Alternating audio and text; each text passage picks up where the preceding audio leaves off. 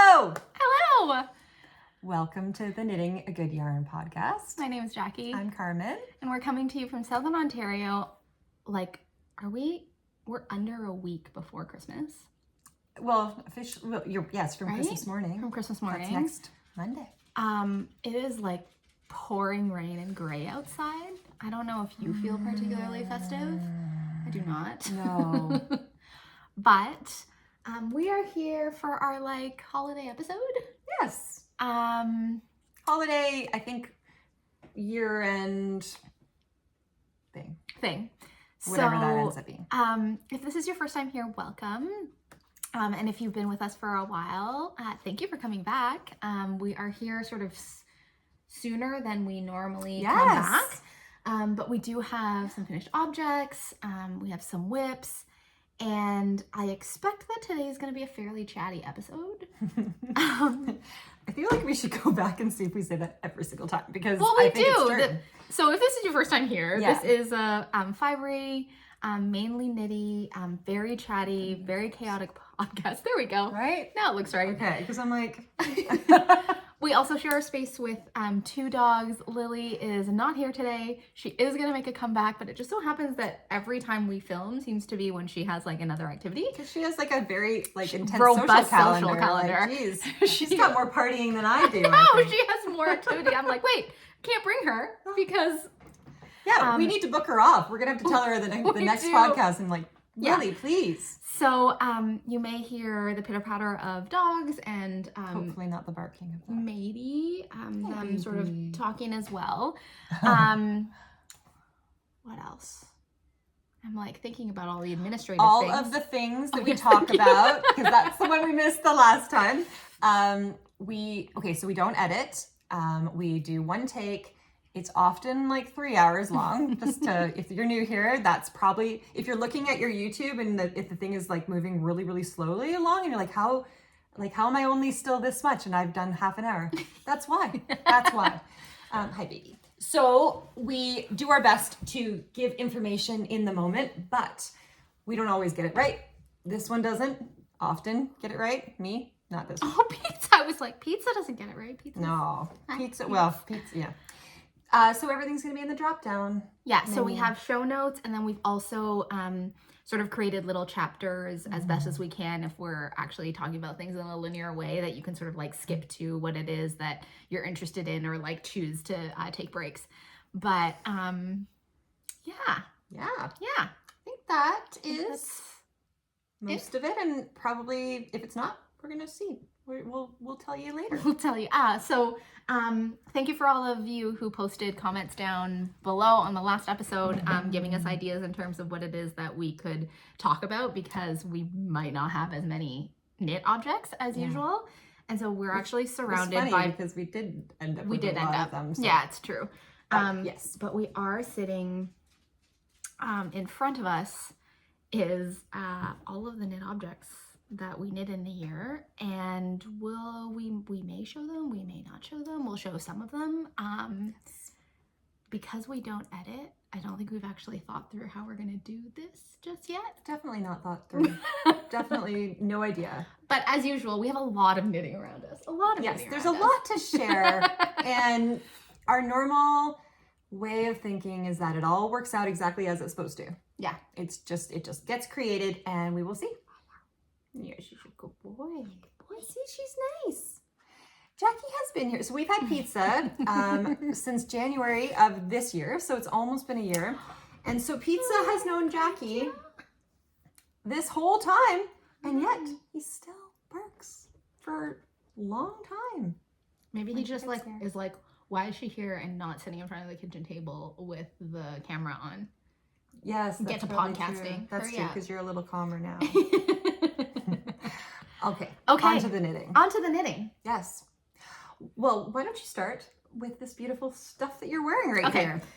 So this is a finished object, actually from a while ago. I knit this for Rhinebeck, actually with the intention of, I had a sheep camp that I'd already knit for Rhinebeck. And then I became so enamored with the pattern that I just wanted to knit it again. And I fury knit it, finished it right before Rhinebeck. with the possibility of like bringing both and not knowing what it is that I wanted to wear. So I love this, but I also am aware that the it's brand spanking new, like shininess is kind of like not as present. Not quite, I'm not as like, oh my God, I just like got off the needles. That said, I really, really love this knit. So this is the Sheep Camp sweater by the native knitter or Jennifer Berg. And I am actually really proud of it because this one is fully hand spun. Oh, so beautiful. So gorgeous.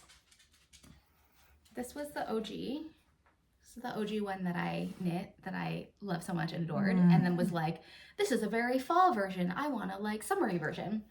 And so what I spun this out of is this was a Batt from MellyKnits, which was a Merino Gotland BFL cross from Rose Ranch, BC. And it is just, in my opinion, the most perfect white. Often when you get sort of white fleeces, they tend to sort of like lean cream. Yes, or yellowy, which is, you know, beautiful, but we love cool tones. Yes. And so this was just like the perfect cool white. It also is maybe one of my favorite things that I've ever spun in terms of how, like the spinning process, and then also it knit up, because this like BFL plus Gotland plus Merino cross is just amazing. Which is interesting. Those fibers are quite different, so it's an interesting mix. Because it's all in one sheet, right? Like it's not like it was all in one sheet. Yeah.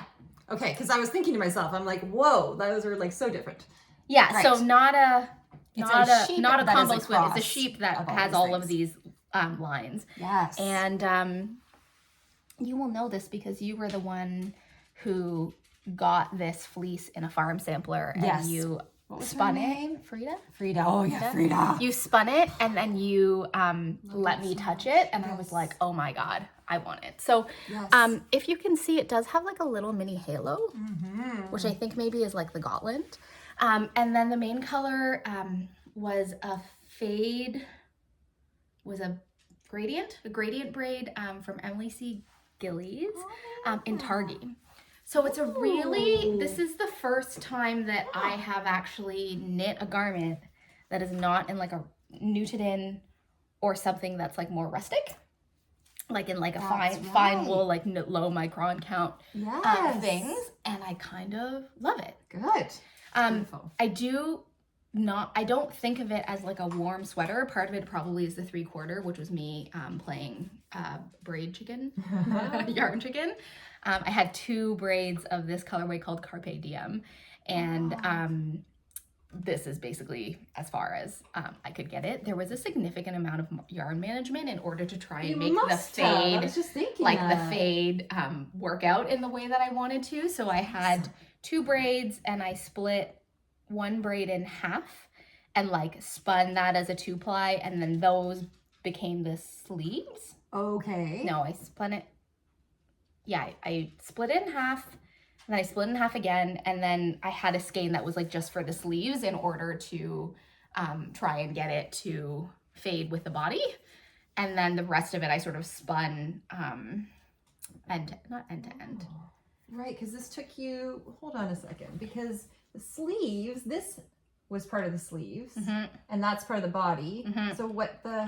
So I had, let's say I had 200 grams of the braid. Math again. I don't know. I was just thinking the last episode.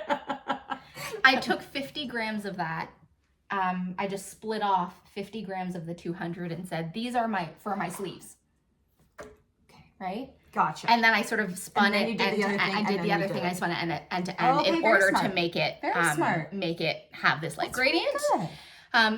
Of course, new spinner, didn't really think this through. Once I did that, and I sort of had these 2 little skeins that I had like my body braids, my body skeins, and then I had my like arm skeins, and I was like, Jackie, like I had all this blue.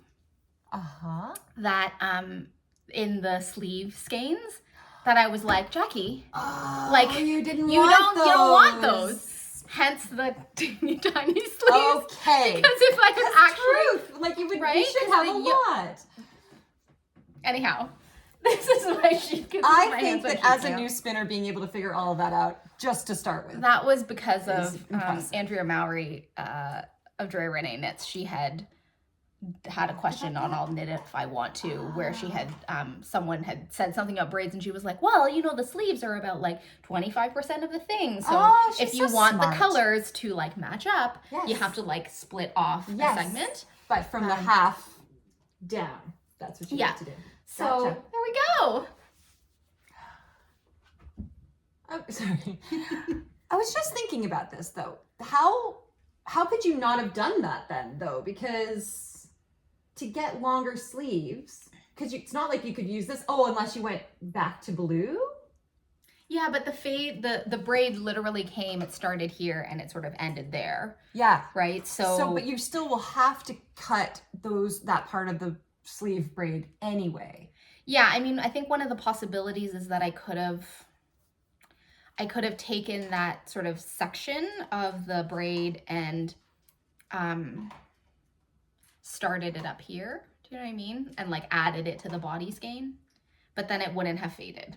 No. So what I'm left with is like, you know, a little bit. Anyhow, I like the, for those of you who are not spinners, you're like, not all of our projects are spinning projects. No. But I'm just so pleased at how it actually worked out. Beautiful. In terms of the gradient, in terms of the fade. And what I wanted was I wanted to sort of like reverse engineer this one, because this one had the hand spun through the motif, which is, I feel like, a lot of what you see if you were to like look up this pattern. And then someone had posted, one of you in the comments had sort of said, as I was debating another sort of like handspun project, why don't you put the handspun as the like background and then use a solid as the foreground? Smart. Which is what I did. And there you are, people.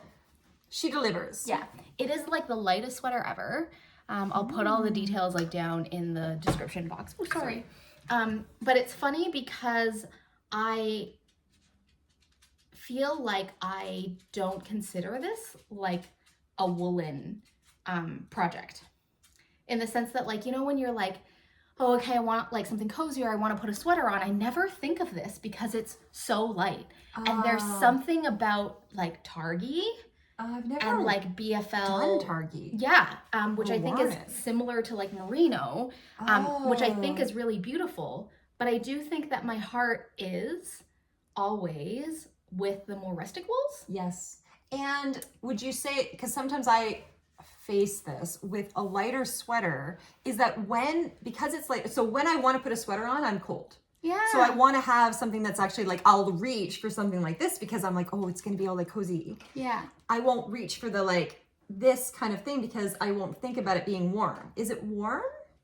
It is warm. I would say that if I'm thinking about like how I wear it in everyday life, I feel like it's like a transitional piece. I wore it a lot in the fall. When it's like not sweater weather yet. When it's not sweater like weather. When it's like, I don't know, like 15 degrees, like Celsius, like 13, 14, 15, and it's like not, I don't need like a full sweater. Yes. But I just sort of like throw this on top of like tights. Interesting. So this has occurred to me. This is how we do things that we were talking about. If we are going to talk about our knits over the year, one of the things that a number of people commented on was that it would be nice to know what we actually wear, right? Like one of the nice things about going back and looking at all the things you knit is like, and then what did we actually do and how do they all like hold up? So I was just thinking, and I don't know if we're gonna be able to do this, but I'm like, if you were to give this a rating of like how often you wear it, like what, like this particular sweater, and then if this other sheep camp is different, it'd be interesting to know.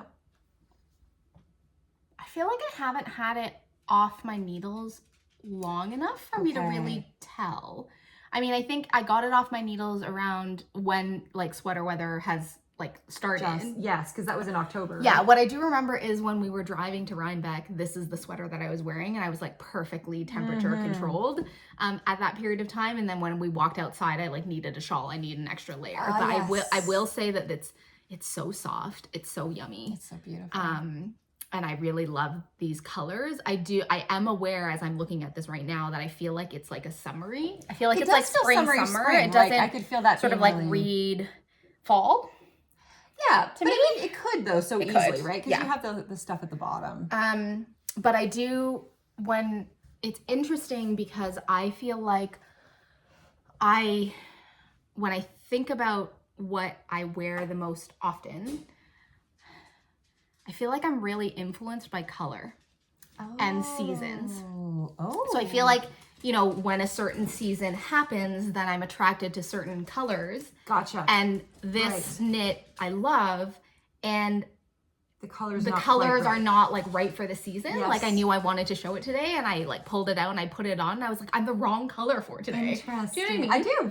Yeah. I expect that if we were to look at like how often I wore it after we've gotten through like spring and summer, I feel like this is going to be a different reading. I feel like it would be so good for spring. I feel also that it might be really cute in the summer to just like throw on in the evenings. Yes. It's really beautiful.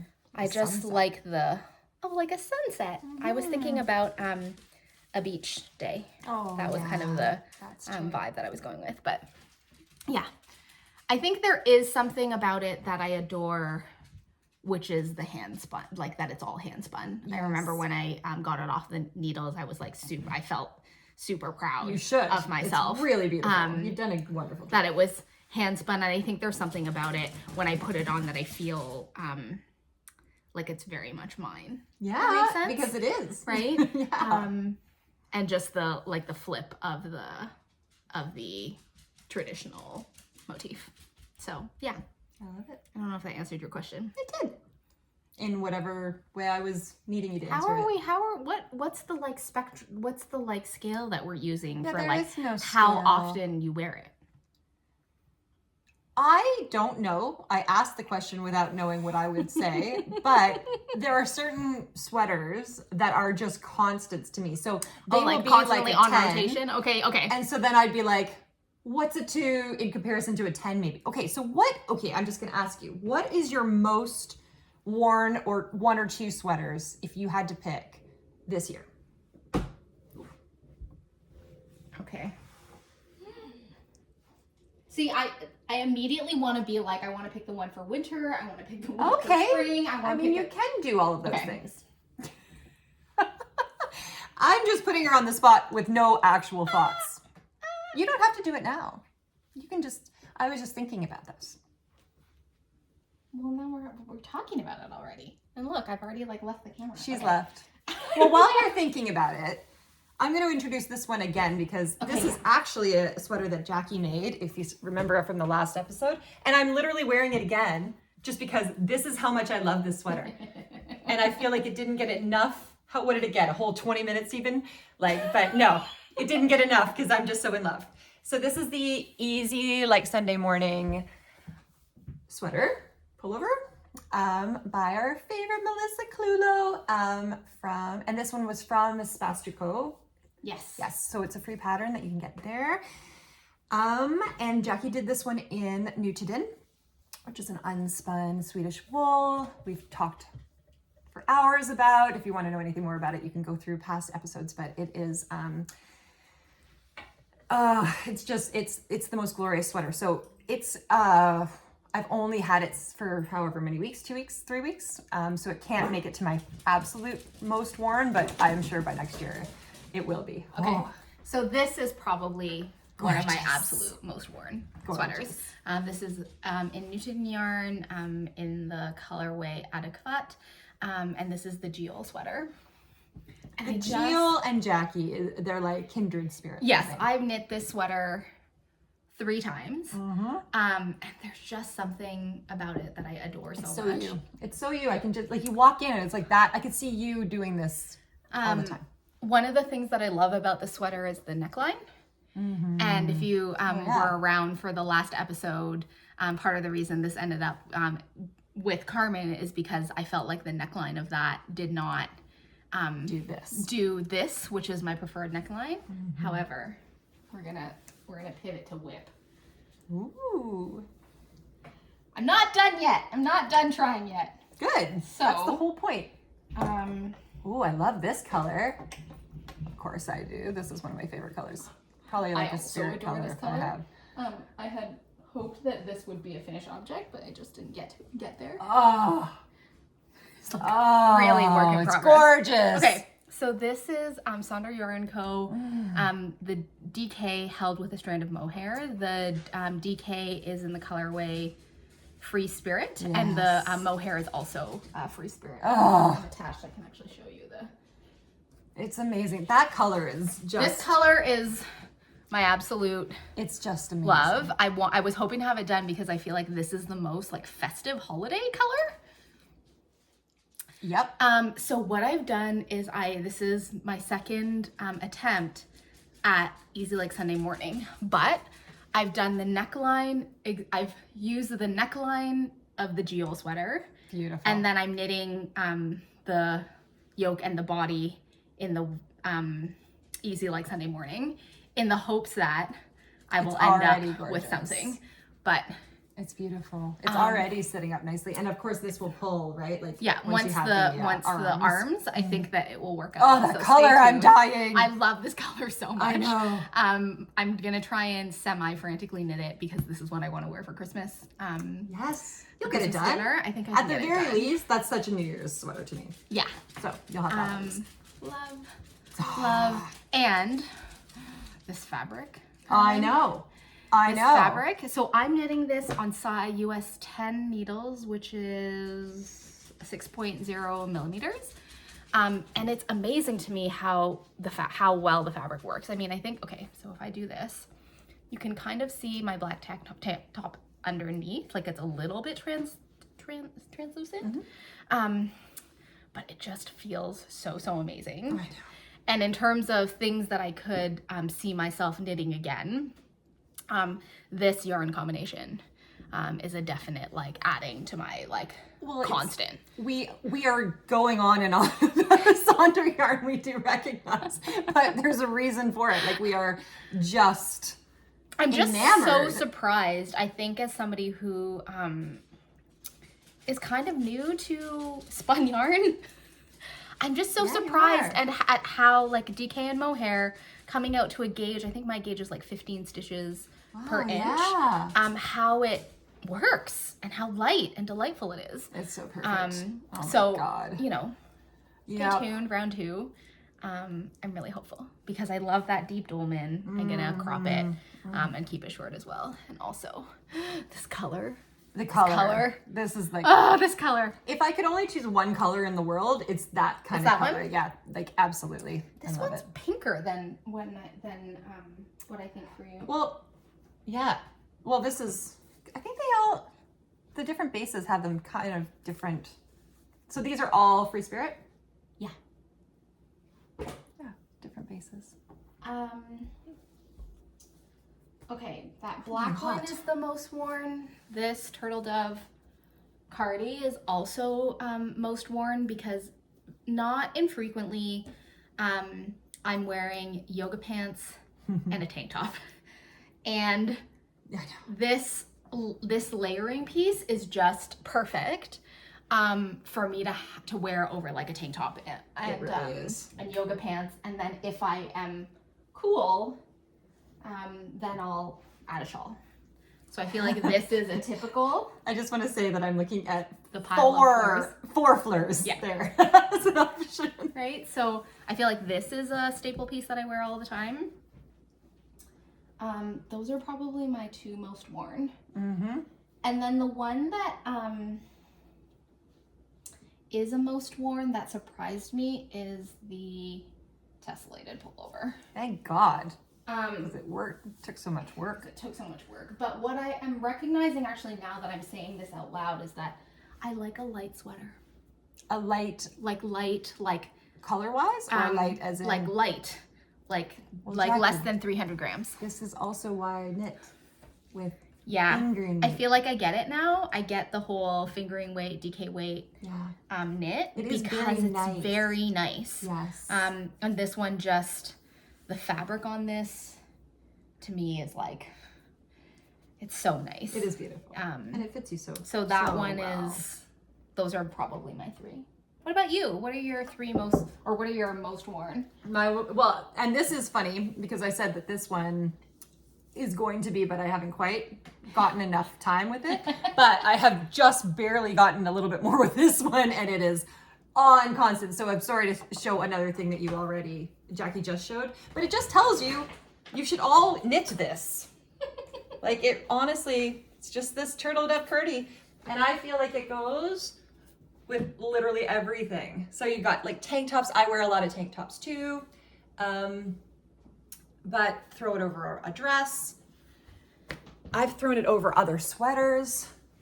Like it's, we said last time, it's like a shawl almost. Like it can kind of feel like a shawl just to kind of throw on, and it's my like, it wouldn't be surprising to me if this gets on my body probably like 4 or 5 times a week, I would say. And then my other is a similar thing because I like, obviously well, not obviously, but I guess I should be just knitting cardies because I love just throwing something on over a bunch of other things. So my pressed flowers, this is like Pressed Flowers by Amy Christoffers. This is the cardigan version. I did it in Brooklyn Tweed's Ranch as the MC. And then Spin Cycle as the CC. And gosh, again, I love that cardigan. It's just these like floppy cardies. Like, I don't know. I make all these fitted things. But when it really comes down to it, like, what do I reach for the most? It's the floppy, comfy cardies, I think. Well, that and then a Nutiden pullover, funny enough. Those are like the things that I end up wearing the most. I mean, I think it's an interesting like contemplation or conversation around knitwear is like, are you wearing your knitwear, like when do you find you're wearing your knitwear, right? So like for me, you know, there's a certain number of hours of my week where I'm like teaching. Yes. Right, where I'm like teaching yoga. So like knitwear is not happening when I'm teaching yoga. Yes. And then when I have like therapy groups and that kind of stuff, it sort of depends on the day, depends on the group, depends on like what we are doing that day in terms of like meditation or yoga or movement or conversation. And so I feel like I wear my knitwear when I'm like getting dressed up for something is like one of the times that I wear knitwear, right? Like, oh, we're gonna go for brunch. Oh, I'm gonna meet a friend for coffee. Like that's when my knitwear comes out. And then also if we're doing outdoor stuff like hiking, my knitwear comes out. And then like when I get home after like work, and then I'm like, I just want to get cozy. And so what I feel like ends up happening is that the like slouchy, cozy, soft, like drapey, like things are the ones that get worn the most because knitwear is like cozy, slouchy, comfy. Right, it would fit that need in that moment. Yeah. It's like our version of sweats. Yeah. In some ways. Yeah. Yeah. I'm like trying to think, do I feel, it definitely obviously depends on the season. So in like summer, I'm not going to my knitwear, but I will say every day when I walk into my closet, I am thinking about a sweater, like a knitwear, something that I've knit. I think I do wear that just generally, except at work, some of them I wear, like I wear this one at work. This one I wouldn't, it's too cash, I think, for me. But anyway, yeah, so I wear my knitwear, I think I do wear my knitwear a lot, and there are a lot of things on this table that I have not worn since. Really? Yes. Yeah. So that's an interesting contemplation. I think for me, a lot of my knitwear is not work appropriate. With the exception of that, see this like black geol. This is the one that I will wear for work. But then a lot of the stuff that's like color work and, you know, like I'm not wearing the sheep camp to work. Right. And I'm not wearing the sheep camp to yoga class. So I feel like a lot of my most worn are sort of basics. Yes. Right? If the sheep camp wasn't so, your original one, actually both of them, if they weren't so warm, I would wear those to work. Like that would be work appropriate to me with a nice pair of pants. Yeah. To me. But anyway, but yeah, I see what you're saying. You know what's really interesting? I don't wear prints to work. Just like decidedly? As a rule. Yeah, no, like as a rule, I don't. And it comes from a very strange place. Okay. Okay, story time. This is not really related knitting. I There was a period of time, do you remember, like, God, I'm gonna date myself. Do you remember like a decade ago when what was really in were patterned pants, like office wear? Oh, yes, totally. Right? I mean, yes. I think it's still like happening. Capri kind of, yeah, like, yes. but, you know, like florals and like patterns and all that kind of stuff. Like that period of time I loved because I actually love a print and I love a motif. It coincided with when I was a resident. So that's like a baby doctor. Like you've graduated from med school, but you're sort of doing an internship. And I remember that at that time, my like work uniform was like a printed pant plus like a cardigan or like a basic sweater. And that's what I wore like every single day. And I remember there was this moment, I was working in the hospital. And so I, taking care of people who were staying in hospital, like inpatients. And I'll never forget this older woman. And so I think I think the generation matters to the story. This older woman was like, I'm looking for the doctor, right? I want the doctor to come back.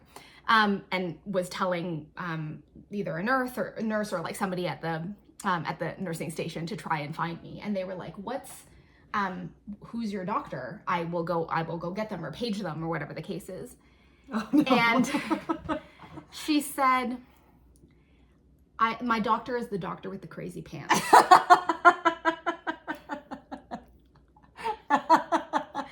And not only you're trying I'm trying to be legit. I already look like I basically feel like I need to walk into the room with my driver's license because every single person of a particular generation, when I walk in the room and they're like, "This is the doctor," you can just see on their face. Yeah, they're like, "Her? Like, is she in grade 10? Like, what? This?" So it just like made a big imprint on me. It had a big impact on me. So there was like that piece. And then there was also a personal experience that I had where I was not in the doctor's seat. I was the client or the patient. And we were receiving bad news about a family member. Oh. Okay. And all I remember from that, well, there are many things that I remember from that moment, but what I remembered was that it was around Christmas time and the physician and the nurse were wearing like holiday sweaters. Oh, and it was like there was something inside of me that was like, it's not right that you're giving us this bad news. And there's like little reindeer hopping on the sweater. Interesting. And I remember, this is not to say that people should not wear prints, but like these two things in my mind, of course, like led me to this thing, which is also influenced by yoga, which is like, my role in my work is that it's not about me. Mm-hmm. Like I should not be commanding attention, especially even in yoga, right? Like people are supposed to be going inwards and feeling themselves. And so I don't tend to wear stuff that's really like loud or has a lot of busyness because I actually want to be as in the background as possible. Yes. Right? This makes sense. This is beautiful and I think totally work appropriate. And if I were like going to a meeting or if I were going to something, or if you're giving bad news, I don't think somebody would be like that one. But I think there is something like in my mind about being like wearing basics. Yes. So as I look at my pile this year, which is full of prints and color, but it makes sense because look where you started last year. Like you were very neutral-y, right? And so you're moving. It's like you're just seeing that there can be space for it, I guess. Yeah. And that's not to say that you wouldn't still keep to this in certain contexts. Like you can still wear the prints or the big things, but only where you feel comfortable. So I think it really, again, it's like I'm recognizing that a lot of what I choose to wear is really influenced by the external environment. Yes. Like things that are sort of like outside of me in a way, even though I feel like I do dress for like something that makes me feel good. Like my setting, my surroundings, like the mood, what I'm going into, the energy, like all of that is part of the process. Yes, it's clear. Right? Like as you're talking about it, right? Like it like even when you were saying there's certain colors that are going to work in certain times and like certain, like it's like I really reflecting on you, I do feel like you have, I don't know what I would call it, but like that your decisions they take the context into account. And porous is what someone sort of, can't remember, said, like, you're like a porous being, like a lot of sort of like your environment and other things like become part of your internal environment. Yes, interesting. Like I'm quite impacted by things. Yes. Right? I'm impacted by things, but not in the same way, I don't think. Like I think I am less porous, or I'm porous to myself. Like it's like my own like different parts of me that one will speak out, and then I'm like, oh yes, like I'll just listen to that one now. I think you're more internally driven than I am. Yes. Yeah. So there you go. You've got the gamut, people. You've got both of us, and you'll see what things we choose, and how funny that we choose the same things, even though we are different. We are ending up with the same knits a lot of the time lately. Yeah. Cool. Just on because we're just going things you wear the most. Things we wear the most. Yeah. Oh, please. Lento. Thank you. Lento. Yes. Yeah. From Lina, something. 14, I'll put it 13. in the description box. This was a cal that we did with Amy Palco. I'm always forgetting which side. And Rebecca of the Caribbean. Yep. They did this earlier this year. And it was one of these, probably not the best with this, but it's one of those sweaters that everybody knits. It's kind of like the ranunculus, or people were knitting it. And I wasn't sure. And then the cal came up, and I'm like, oh, I'm just gonna do it. And thank God I did. I love this sweater. This is one that I reached for. This was 100% what I would wear in the summer. Especially when we were doing a lot of traveling up in like Scandinavia. And so it would be cooler weather, but not like, well, sometimes it was actually quite cold. Yeah, but just to throw on. Yeah. And this took so little wool. So it was one single mohair with a light fingering weight is what I think I did. So the yarn comes from Ginger Twist. It was a baby that's alpaca, Flax, silk, flax mix. We'll put it down below. Yes. I think it's baby alpaca, silk. That's right. This linen. was my lally bra. Yeah. Held with a strand of did you do silk cloud? I did, yes, Shibui. Shibui knits. So 60-40. Yeah, 60-40, really open gauge. Super. Like, wow. Raglan, fast knit. And it just has I just feel like it has a really nice fit. And every person I've ever seen make this sweater. Yeah. And they're all different. Like, I mean, I don't know if you're gonna throw yours on. Like, my sleeves ended up more like kind of floppy and big, and I think than yours. Yeah, because you did a very fitted version. Mine, I did in the same yarn, but different gauge. A different colorway. A little different colorway. Ah, yes. The candy apple. Poison apple. Poison apple. So you can see, fit very different. Yes. But this is something that I think if it weren't this color, which is not a staple Jackie color for me, I would definitely wear this more.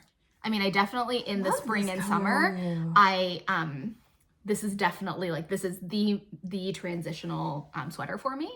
But because the color is not in my regular color story, I think I don't wear it as much as I would. Whereas this is like, this is the most quintessential Carmen color. Like if you had a signature color, this is it. And so I feel like it's the combination of like a beautiful fit. The hand feel is amazing. It works for certain temperatures, and it's also like staple Carmen color. True. Right? But it is interesting to me that this still isn't in the roster, because it's not that far like from what you're making right now. Yeah. It's kind of, and it's not that I don't wear it. You know what's I was having this thought because we've talked a lot about colors, you know, what season you are in terms of colors. Yes. I feel like that whole color theory thing it's getting its like second wave or third wave, like it's super in. Yeah. And so both of us are true winters, and like this is it's not perfect, but it's in like the winter. It's supposed to be a good color for me. And I don't disagree that it looks good on me. Yes. That said, again, it's this porous thing. I don't dress thinking about what's going to make me look the most flattering. Right. This is not, like, that's actually it's not the environment part of my process. Part of the process, not you. Yeah. I don't think of like, I remember I had my colors done in a somewhat casual way, basically by my hairdresser who was doing who was training to become a color consultant. Yes. And I remember like getting the palette and being like, hey, I understand that these objectively like look good on me and I don't care. Right. Like it's kind of this weird thing because for me, I wear colors, or what I choose to put on is what I feel like that day. Yes. It's what I want to look at that day. Right. As opposed, like, it's like, what and am how I, what it do I... relates to the environment of that day and all of this. So I feel like I rarely wake up in the morning and think I would like to be staring at strawberry red, or I would like to be staring at hot pink. I tend to like neutral, calmer colors. There you go. And so this is objectively really beautiful, but I rarely wake up and think today is a pinky red day. I do occasionally have those days. Yes. Usually around this season. Right. So like as like, sense. You know, like festive season and it's like the holidays, that's when I start wanting red. Free spirit. Yeah, free spirit. Yes. Yes. So. And that, you know, it's for the color theory, like it's convenient that we're the same one, because I know this. It's not, there are not a lot of neutrals. Like we are, like it is bold, saturated color, like black, the blackest black, like gray, not, you know, like you have to have, so it's unfortunate. And actually, I remember when I got mine done, I was really excited about it and threw all my clothes out that weren't in the thing because I get excited, people. I'm excited about things. And I was like into that. In. Yeah, I do. Yeah. And then it was probably like 2 years, I think. And then I remember, maybe it was through knitting a little bit too, and Nutiden and stuff, because none of those are, almost nothing really fits with Nutiden because it's so heathered, like it's so light. It doesn't work quite as, there are a few things, but not as often. Anyway, I started thinking, wait a second, Carmen, you don't have to wear the thing that looks the best on you. You can wear something that doesn't even look good on you if you like it. And that was like an actual like moment, which is kind of funny. So then I kind of threw everything out as I do and just went and did whatever I wanted. And now sometimes I think about it and sometimes I don't. So this is a winter color. That sure is. And this is a Nutiden winter color. And I do love this one. Yes. This is a color that I absolutely love. But it's also much more on that neutral. It still is, right? Like it's not so punchy. No, it's like a berry. Yeah. Deep berry. Yeah. Beautiful. Talk about it. What is this? Oh, wait. Do you want to show something? No. Do you want to show the Nutiden thing? No. Okay. Right. Can you imagine? I actually sit back down. I'm kidding. Okay, so this is one of my finished objects. Beautiful. And this is total, it's festive season time. Oh, knit. So gorgeous. This is the Colette pullover. Oh. By Sorry Nordland. Oh. It is you just did all the Colette, over. That other tee was the Colette tee. Yeah. Because we thought it was going to be, that's so funny. Yeah, that is funny. We'll put the link below. I can't remember, like one of them has a T, like one of them, two T's, and one that's has right, because we were looking it up, and that's so funny. It's beautiful. But this is the Sorry Nordland pattern. It is a drop shoulder, all over cabled and like a little bit of lace cardigan. So you cast on the back, sort of trapezoid, then you pick up and you do the shoulders, and then you cast on in the front, and then everything else is in the round. The arms are knit in the round. And I just was like, had the vision and the desire to have like a berry, like red toned, like cabled sweater for the holidays. Well, you did it. And the thing is, this isn't even, it works for the holidays and will work in so many other contexts, right? Like fall for sure, and then January, and... See, I think of this as a very winter knit. It's... Like, wait, it would work in the fall. Oh, but I definitely think of it as a winter knit. Like, okay, I'm like... so I'm figuring this out. So I can borrow this from September until about November? Yeah. So this is the colorway Morker from 2022. And so part of this, like, again, is a bit of like a seasonal like tradition. So if you're a Patreon of Allaire and Nutiden, typically in the past 3 years, Carolyn and Knut and the team, they release a dark colorway and a light colorway as part of like the solstice. So this was the dark colorway from last year. And I wanted to have it knit in time for solstice. So I powered through for this one. I will say, I mean, the stitch definition isn't bad. I will say that with my experience working with Nutiden and with cables is that there are certain colorways where texture shows up really well and certain colorways where it doesn't show up very well. This one, I feel like I'm really happy how it turned out, because if you look at the colorway, it is pretty heathered, but I still think that you can see the cables. You can see, I feel like the cables are very, very clear. The lace is a little less clear, but it's nice. Which maybe is around my blocking. Like, it's possible that I could have so if you look, I didn't really aggressively block it. Pretty. But I held this double. I knit it on a US 6 or a 4.0. So it's pretty structured. It's pretty, yeah, that's pretty dense. It's pretty dense. I really should block this and I have the lace come out a little bit more. I think the lace coming out like that is like, now I need it. Before I was like, it's so beautiful, I probably need it. Now I definitely do. And maybe it's because the shirt that I'm wearing underneath is black, and so you're not actually seeing the lace pops, but it's funny, I don't notice these things. I basically just took it off the blocking mats because it took 4 days for this thing to dry. Oh, in our current weather? In our current weather. Oh my God.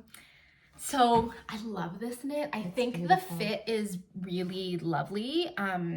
This sort of like sweatshirty drop shoulder is maybe one of my favorite fits.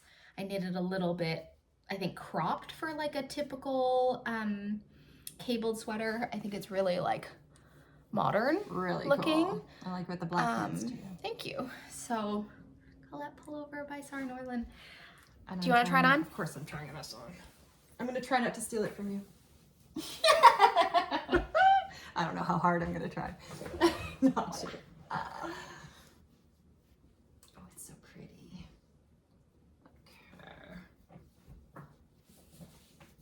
Okay. Oops, almost got it the wrong way. Oh. I have significant closet indecision. I'm just like staring at all of the knits and have no idea what to put on because there are too many. There are so many. Oh my God, I'm going to knit this one. This is lovely. I like the feel of it. So like, you can feel, it really does have structure to it. And I think, you know, I was a little bit unsure about my choice because it was so structured. So I did, as I was knitting, realize that this colorway or this blend of Nutiden is one that isn't so drapey. Like, it had a lot of structure, but if any of you have knit cables before, this is my experience. Every time I knit cables, I'm like, oh my God, it's too tight.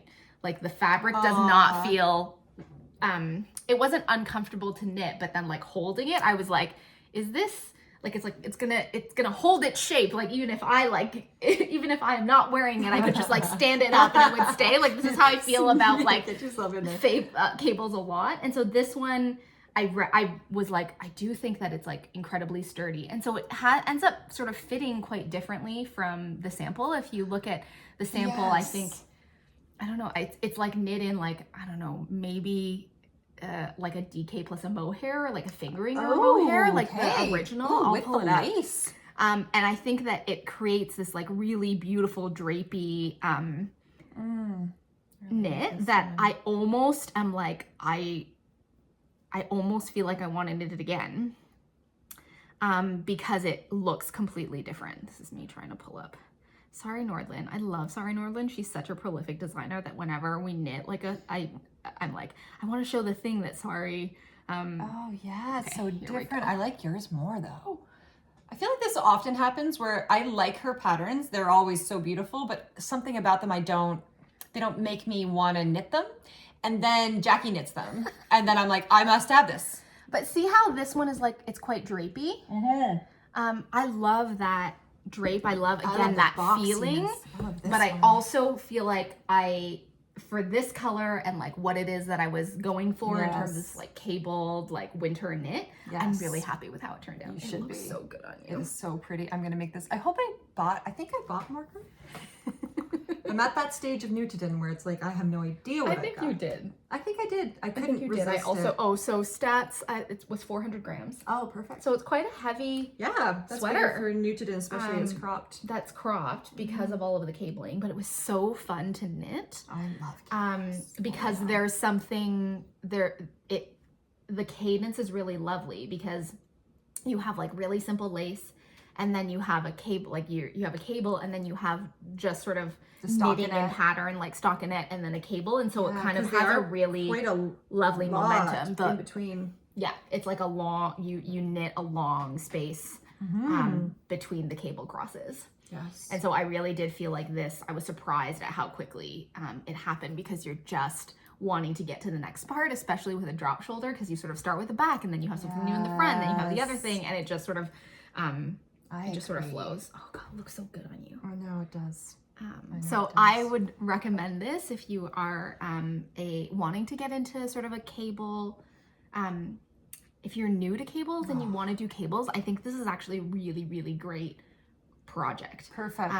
For like new to cables and lace. If you haven't gotten into cables, you need to get into cables, okay? You just do. This is my like PSA. Like cables are amazing. They're so fun. They're so fun. They're so it's just fun like you're to saying, knit. because you go, it's so many things. Like you're like, you just can't wait for that next row because the next row's changing. Yeah. And so, and they're just fun to cross. It's so beautiful. If I had not just stolen the sweater.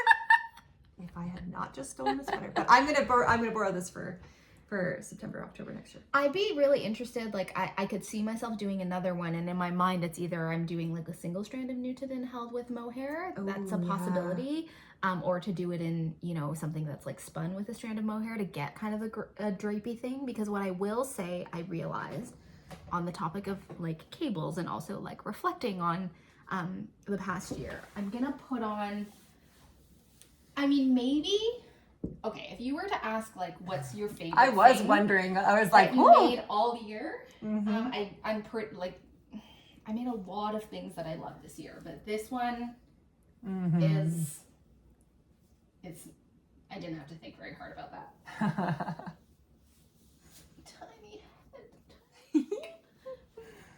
It's this sweater, which is the Euro sweater by Eggo Knits. Yes. And what I realized, although I adore this sweater, is that this sweater is,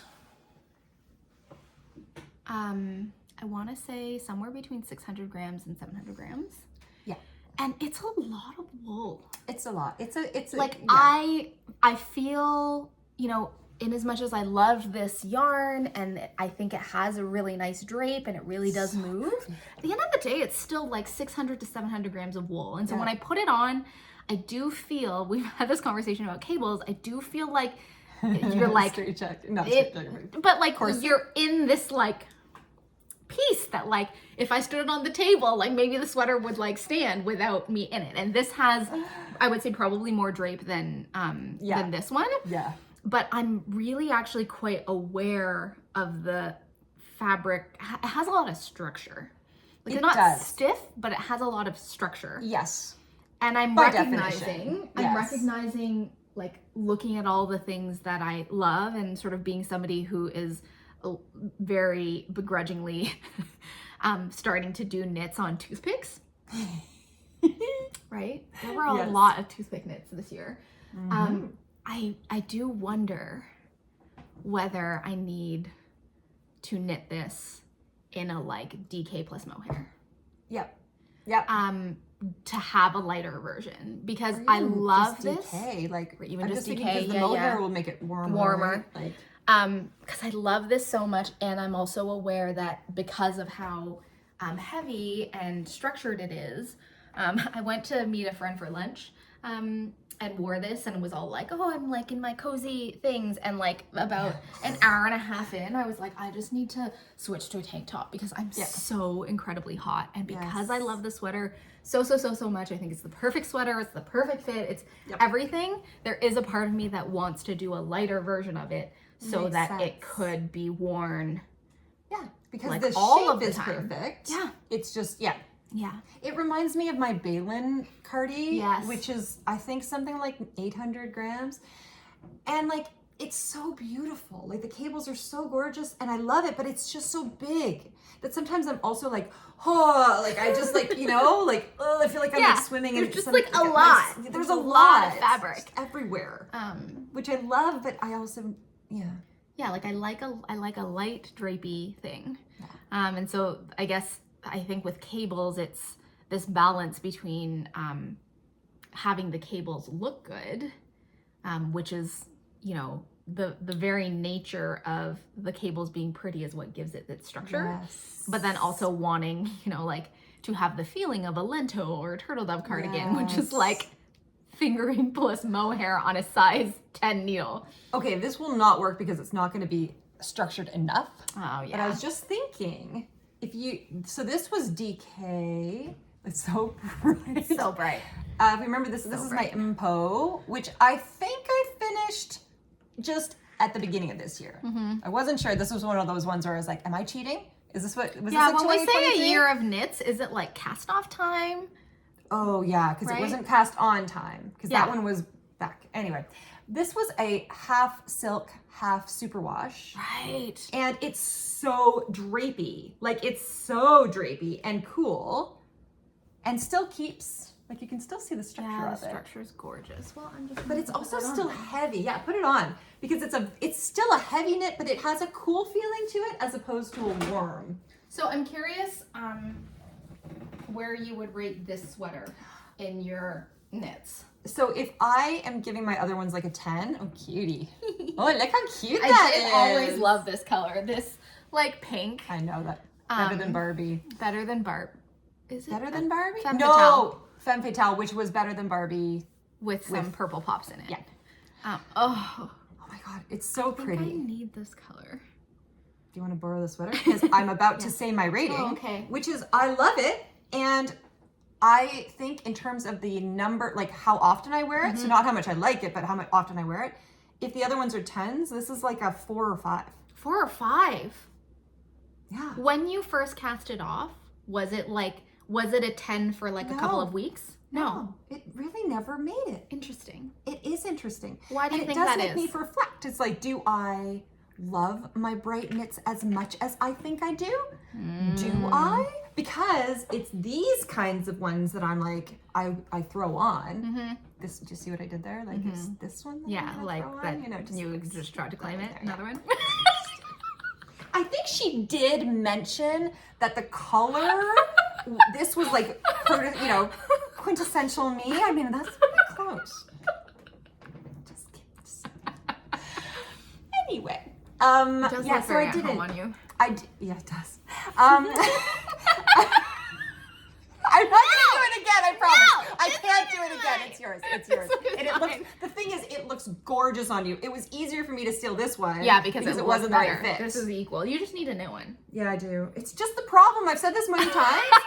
I don't realize that this is the measurements I want. So I will knit something different because of my measurements. But Jackie's knitting to her measurements much smaller than me shorter in different ways, right? Yeah.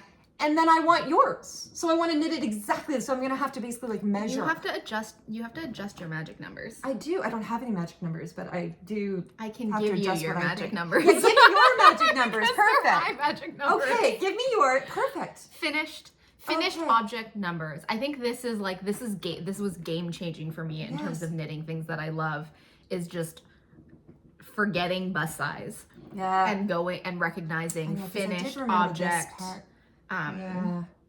numbers. Yeah, I do need to do this. I love this. This looks gorgeous on you. Like this? I do owe you a sweater. And I will say, oh my god, I love this. You know, okay. Well, take it. Just take it. Because it is so beautiful, and it made me, I will say I got so much enjoyment from knitting it that now I could let it move. It's so beautiful on you. I love this so much. It is absolutely gorgeous on you. So much. This could be another, like, if you don't get your Christmas, well, I guess maybe is it Christmas? Yeah, I mean, it can be anything. We love each other. We share our sweaters. It does look beautiful on you. It does look like that on you. It's awesome. Well, this one we can do as so there are certain things I remember when we were talking about gifting knits. There's like knits that you give and you're like, it's 100% yours and like you can keep it. Yes. Like the Easy Like Sunday Morning sweater and Cacophony, that's like, I'm giving it to you. Thank you. And like, I'm never gonna take it back. And then there's these like, there's like consignment gifts. Totally. Where it's like, I'm gonna give this to you and you can wear it. But like, do I have the right to renege? Always. And so I feel like this is a consignment one because I actually do love this on you. Like, can you put it on for a second? Well, yes, I will. I feel like you need to. I feel like you might have forgotten how much I actually how beautiful don't it think. is. I don't think so. I think it is. I do love it. I love it. But when I see it on you, I'm like, holy shit, that's really nice. Like, it's like, I didn't realize I was knitting this for Jackie the whole time. But apparently I was. So here's a theory. Here's it. Oh god. It also looks so, this has to be a consignment one because I feel like it looks so good on you. I think so. I think it looks better on you. Oh. Okay. These both look amazing. We love our sweaters. We're just like fangirling over our knits, which is what we should all do. We should. It's a pretty sweater. But here's the question. See, that looks amazing on you. I can't take yours. Would you wear cables in the spring? Yes. I feel like I'm like boxed in. I'm like, it is not cable time until November. Hilarious. Are you one, do you remember that whole thing where you like don't wear white shoes after Labor Day or something? There's like this like. Oh yeah. I don't follow You that. don't carry that one. No. No, but I think there are certain style things that are very seasonal for me. Like cables to me are winter things. I'm not saying that I can't wear obviously it can't be fall because you're consignment taking this in the fall and then once it becomes festive then I will take it back. You got it. But when I feel that knit, the texture is really interesting. Mm-hmm. And for me, it's like it's a transitional weight. Yeah. Does that make sense? It is. It's a transitional weight. And so I'm curious, you're not wearing it. Is it because it's like too, it's not warm enough to wear during the winter, during like peak cable season. And then when it's like springy and it's actually the right weight, yes, that you're out of thinking about like cables and sweaters and you're into like the lento and the like throw over cardigan. No, I am definitely not. This is a perfect spring sweater, in my opinion. Why don't you wear it more? I did wear it. This is the thing. I gave it a 4 or 5. Okay, true. There are ones. There's zeros. Yeah. There is literally a 0 sitting there that has never been, you'll know. Yeah. It's never been fixed. And it's never been worn. Yeah. But anyway, I wear it and I find it actually, if I really think about temperature wise, it's really nice because it's not, it never overheats me. But if I'm, so yes, if I'm really cold, I won't reach for it, but I will reach for it. Yeah. In wintertime. It's stunning. It is stunning, but I think it looks better on you. I am having a love affair with pink, I have to say, in terms of looking at, you won't see it if you could see the like just disaster piles of knits that we're surrounded by, but I feel like this year might be my love affair with pink. I just haven't like finished anything. Oh, yeah. This was a love affair with pink. You just haven't finished it yet. I feel like something happened. Maybe it was because of the Barbie. Oh my gosh, was I totally influenced by the Barbie movie? I hope not. I hate the Barbie movie. Let's not. But like there is like, I would say for the past 6 or 7 months, all I want is like this pink. color, this color. If I'm being honest, that's the color that I really want. I mean, I think this is going to be really beautiful, and I think it will. It is incredibly beautiful, but like this is what I dream in, is this color. Absolutely. Well, you know, I made that hat.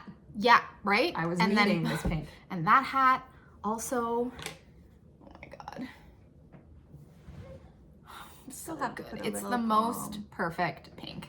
I do. That Chelsea Yarn's Hot to Trot. It is so cute. I might pay the duties and everything just to have that pink. It's a really perfect pink. Really perfect pink. I wear this all the time, and you know I have a very, very, very bright red coat. Oh. I do it. Talk about like rules. Yeah. I remember when I was a kid, it was like you never put pink and red together. And I'm like, no, I am. I love pink and red together, and like pink and coral together. Yes. I'm thinking about like the half and half triangles Yes, wrap, and there were a whole bunch of red, orange, red, pink combinations. And then one of my like color idols is Kristen from Cozy Made Things. Oh, yes. And she is always doing red and pink and orange like together. Yes. That like I feel like I do love that. I love it so much. I love it so much. Think about maybe if I put pink with red, I will wear my reds a little bit more. But it is this like fuchsia pink that I just love fuchsia so to much. me is Fuchsia. such a beautiful color. And is fuchsia a true winter color? 100%. It's one of our best. This one I feel like I could make into something that like I would wear all the time. So so good. Look how pink and delightful you are. Very pink. Hello. Yeah. Speaking of pink accents, I'm wondering if you want to do your hat right now. Oh yes. Okay, maybe here. I'll take this off. Did you want to put this one back on? I really love it on you, I have to say. There's something about it's funny, it's the same as what we were talking about with the Easy Like Sunday Morning. I think what I love the most is the neckline on you. The neckline? I do. I think it looks really beautiful. Where's the front? That's... yes. See, this is one of, if I were to knit the sweater, I would have wanted to take the neckline closer in towards the neck. Right. But I think I think it actually is like lovely. Like, look how beautiful. I feel like it really fits your shoulders really nicely in a way that it's not fitting my shoulders, which would make sense because that's one of the places we're different. And the long sleeves. So I always do, like, whenever I try on your stuff, the sleeves are like extra long. And I actually really love There is something about these lines. Like, Jackie, it's just falling beautifully. Yeah. It's yours. It's mine. Take it. Take it. Yay! You heard it. I gave it. No consignment. I actually love it. It's one of those things, well, like the Claire de Lune, which maybe we'll talk about too. Yeah. I had so much fun knitting it that there's something about that was almost like I'm done. And now the fact that you'll have it, like it's like I had my joy. And it turns out it's not, my joy is not in the wearing, it's in the knitting of it. And now the idea of it when it looks so much better on you, it's like, oh. Isn't that so lovely? Aren't I so lucky? Oh, me too. Same. I do feel like I have this like burgeoning idea that I'm not going to organize because we're terrible at organization, but I feel like, wouldn't it be amazing if people got together, it became like a thing that like you and your knit circle or you and your knitting bestie like got all of your things out at the end of the year, rated them, and you trade all your fives. And you give away your ones and you trade all your fives, or you like frog all your ones. Trade as in like consign? Yeah, consignment trade. Oh. People, do it. Do we want to do this? We can't do it. We are doing this. But, you know. Maybe we do this each year. Maybe we like rate all our knits. Yeah. And then you have the opportunity to shuffle it around. I love this pink so much. That pink, I mean, it's like, it's just like glowing on you and it looks perfect. And it makes me very happy to see this. Oh my God. Beautiful. Because sometimes our knitting is like the joy is in the making. Sometimes the joy is on the wearing. Sometimes the joy is in picking out the colors of something that you're never gonna knit. Like we'll see later, which may never happen, but I'm very happy when I look at it. Or sometimes the joy, I feel like for me, this has been a year of color. Sometimes the joy is in watching the colors play together. Yes. And then, or sit in the drawer together. Yeah, just in the just skeins. look nice. In the skeins. Oh yeah, or in the skeins if they're not knit, and then your actual finished objects just all sitting together. Together. Yeah. Sometimes it's nice just to have a nice bright red thing. I am obsessed with this hat though. Talk about this hat, please. Okay. So this hat, okay, so you'll see, this is how this hat sits.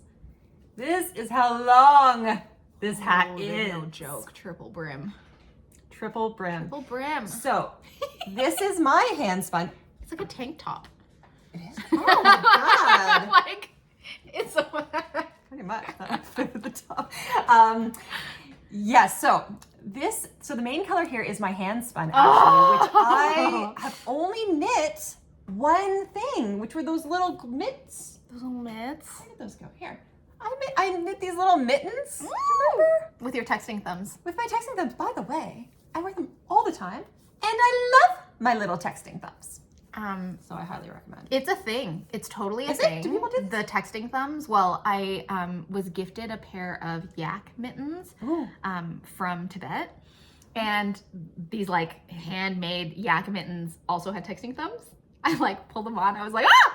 Oh my gosh! All the way in Tibet. They also have texting thumbs. Well, and actually, probably the next time I do it, I would knit it longer and then fold it. Like maybe even do a little ribbing here, and then like I could fold it back when I want it, because sometimes when I'm not texting, you would think everything else is so warm, everything else is great. This wouldn't be a problem, but sometimes you're like, oh, I have to sneak it in. I feel like mine are like that. Oh, and then you just go, Yeah. but see, I find, But like, yeah. I have to, yeah. Yeah. I think that's what I would do next time, but I do find it very convenient not to have I'm like oven mitts here. I love these, but this was the only thing I knit, if I'm remembering correctly. I feel like mittens is a knit where a cable structure is actually really welcome. I was just thinking as you were. I love them. As you see. I love them. It's like I have those other mittens. Show them another time. It was a Emily Green pattern. Anticline. Thank you. Those I wear all the time. I love them. Like, oh, these are so cute. There are no words. Nobody's coming in my head. Inez sang has these gorgeous half cut off mitts with all of the beautiful color work. Hema? Could be. Is it like mittens? the? They're like a flower? Yes. Yeah. Yes. I need to knit more mittens. You do. I love mittens, but I also love socks, which I'm also going to show. Yeah. Okay, sorry. Let's go back. So this is, MellyKnits. If you're a spinner, you know MellyKnits, according to Andrea Mowry. I'm going to say this every single time because we just think that's the coolest thing ever. Andrea Mowry. And she's right. You should know MellyKnits if you don't, because she's just wonderful. We love her. She's a wonderful, fun person. So she has an advent this year, and she's been doing actually videos, just so you know. You can look up MellyKnits on YouTube, and she's doing videos like for the lore of each of her advent offerings. And people are watching this that don't even have the advent and don't even spin. Like, she's that entertaining. Yeah. So just check her out. And you'll also learn a lot about breeds and sort of start to understand, like, even if you're not a spinner, she's so smart. Yeah. Just the amount of knowledge in her brain, her ability to like transmit that knowledge is amazing. Yes. And I feel like it's, even if you're not a spinner, listening to her talk about the various different breeds, I think will enhance your knitting. Enhance your ability to choose yarn for different projects and to come to recognize, I think a lot of us as knitters, especially if you're shopping online, you buy with your eyes, but knitting happens here and here. That's right. Right? That's right. I mean, how I interrupted you. Melly is amazing. Melly's amazing. So I have her, so it's a 12-day advent of 25 grams of, I feel like it's okay to spoil this a little. I'm not going to, because Jackie hasn't finished it. But I know everything that's gonna happen. You do it. Okay. It's fine. All I want to say is that she has a pattern in her thing. So it's like 12 days, but day 1 relates to day 2 and day 3 relates to day 4. And so I'm knitting along. Now, the way I did it, I sent Melly a video every day because I wanted to guess what everything was. So I would like unwrap it and then I'd look at but I wouldn't look at the card, and then I would spin it and then I'd have all my guesses. Anyway, as I'm spinning day 3, I think it was, I got in my head, I'm like, these all have to be together and I need it to be like a 4-ply, which I've never made. 1, 2, 3, and 4. 1, 2, 3, 4. 1, 2, 3, and 4. Yes. And I'd never made a 4-ply before. So I spun these very, very thin, and then ended up, I don't know though what this would be. I'd have to kind of look. I didn't really pay attention. Melly we were laughing about how like, I was just like, I'm just going to do this. And then I'm just going to make a hat. And like, it had problems doing that, but like, it's fun. It just works itself out. Anyway, so I was like, I know the blends in here, just in case you haven't spun or opened your MellyKnit, that I won't tell the blends. You can look them up, day 1, 2, 3, 4 on her website or on her YouTube. I think you should tell them. Okay, if you haven't spun yet, stop just the video. Stop and mute it okay. for the next minute. That's a good idea. Okay, go. Okay. So there's this like, the first one was like this award-winning Corriedale that was like whitest white. And then the second day was that Corriedale blended with Camel. Thank you. Baby camel. The most amazing blend in the world. Oh, well, have you done day No, 4? I've only done, okay, Yeah, that's funny. I've spun day 1 and day 2. Okay. And I have decided that day 2 is the most gorgeous one of all. It is, and no, it's not. You're like, well, it's gonna get better. It's not even, I don't know if it's better. It's all the same best in the world. Okay. Probably. Gotcha. Not all of them. One of them we'll talk. Hilarious. Anyway, you'll understand what later. So then the next days were merino, like unbelievable merino. Hand processed merino is not the same as all merino. These others. Merino. It was incredible to spin that. I loved it. And then the day 4 was that merino with baby rabbit, Angora rabbit. It was like bubbles and blossom and it was this the third dove one. Gray. Like it was. God. Anyway, I wanted to put them together. They feel the squish. Like it is ridiculous. And I just knew, it was like, I know I need this to be a hat. I want it like right here. I just want to be bathed in it. Right? It's so beautiful. So that day, my Lina 19 arrived. And I was like, see you, Jackie. She's upstairs. She's gone for the next 20 minutes as she checks through it. It's also really, it's great. Anyway, it arrives and there's a hat by Rania Hakaleto. Now, if you go, you could actually, if you want to look it up, it might be funny too, because it's very different. Should look at it's very different from what I made. So this entire way, I don't actually know really how much wool I have. And I also don't know what my gauge, what the weight of the wool is, you know, like how much it's gonna. Of your handspun? Yes, of my handspun. And I knew I only had about 87 grams and I was thinking it was around 200 meters. 87 grams of this? 87 grams of the main color is what I had. Oh.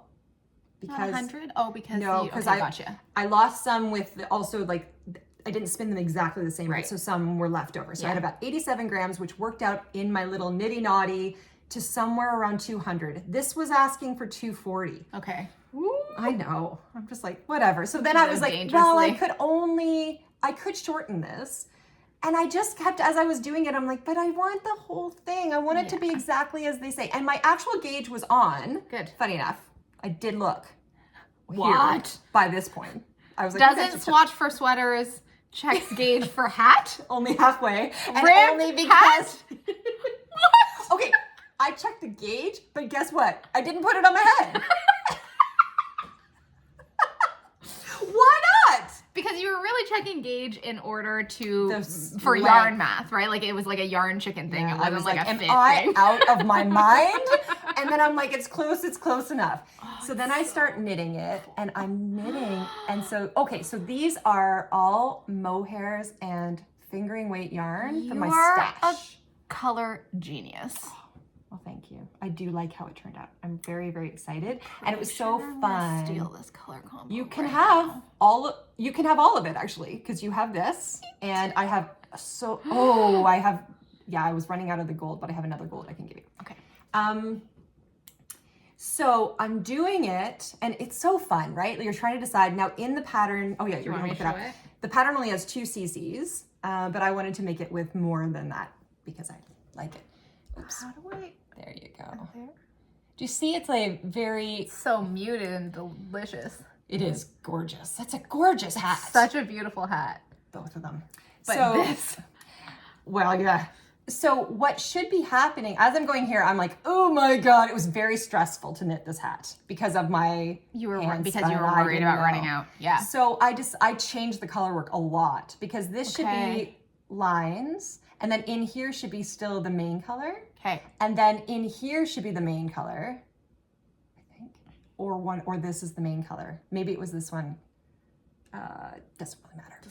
But because I was like, okay, I can't make it, I'm like, okay, I'm gonna get rid of this whole section of main color, right? Yeah. Which I'm realizing I actually have to block a little bit because I didn't really think about the gauge of that. Like, so when you actually wear it, it's a little bit tighter here than here because this is thicker, obviously.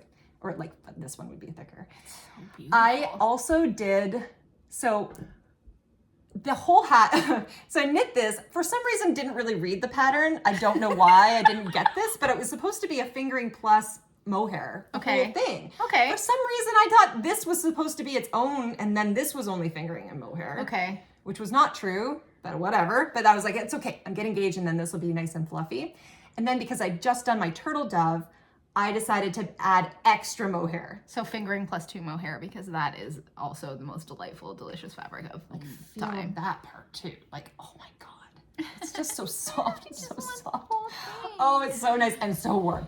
So that's here. And then these I ended up with, well, she has in the pattern too, there's about probably 7 or 8 rows of 3 color. Okay. And I decided to keep that. It was only ever 3 at a time.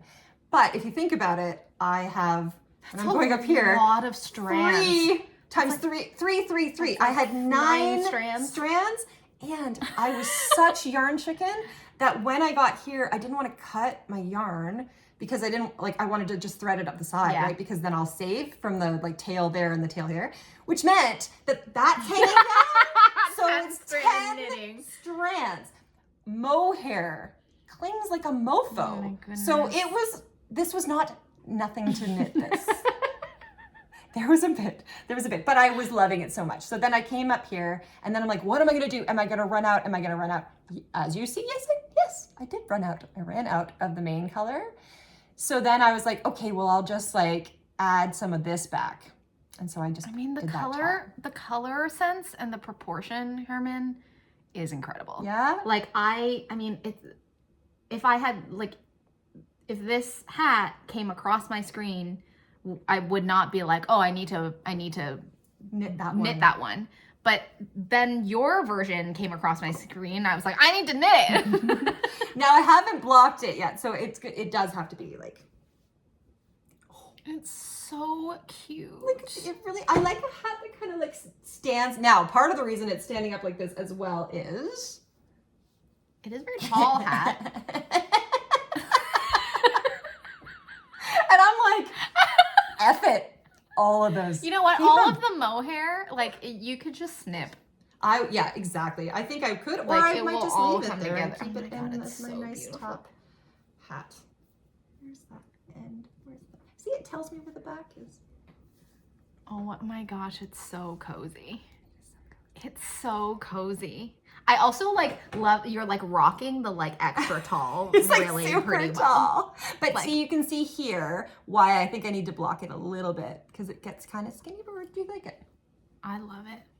I love it so much. Okay, can you talk about the yarn though, the colors that you did? Oh yeah. Because I'm already planning. Do I want to try it? I'm already planning color work. I'm like, okay, so I need a color work sweater. It needs to have these colors in it. Yes.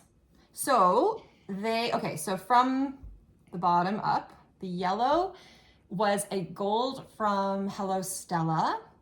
It was called Gold Rush. Oh my God, I knew it. I told Jackie, I was like, I can't wait for you to try it on and look better than me because that actually looks really cute. You look like you should be skiing right now. Like you should be coming right in from skiing with this, like, this whole outfit is perfection. This outfit is perfection. Is this the same as this? It's no. not. Is it this one? It's that one. Okay. Yeah. Hot to trot. Hold on. Chelsea. No. No. It's the hot to trot mohair with a Sonder yarn pink that I had in a sock set. Okay. I think I'll get it, but it's kind of a cooler pink. So cute. I know. Then, and then this was, so the mohair was Hello Stella. And then I had gotten from when we were in Rhinebeck, I got this, like, you got one too, the rainbow set. Yeah. So then I was like, oh, this is great. It's a little set. I was like matching colors. So I was able to get that, but I only had enough of this one for these two.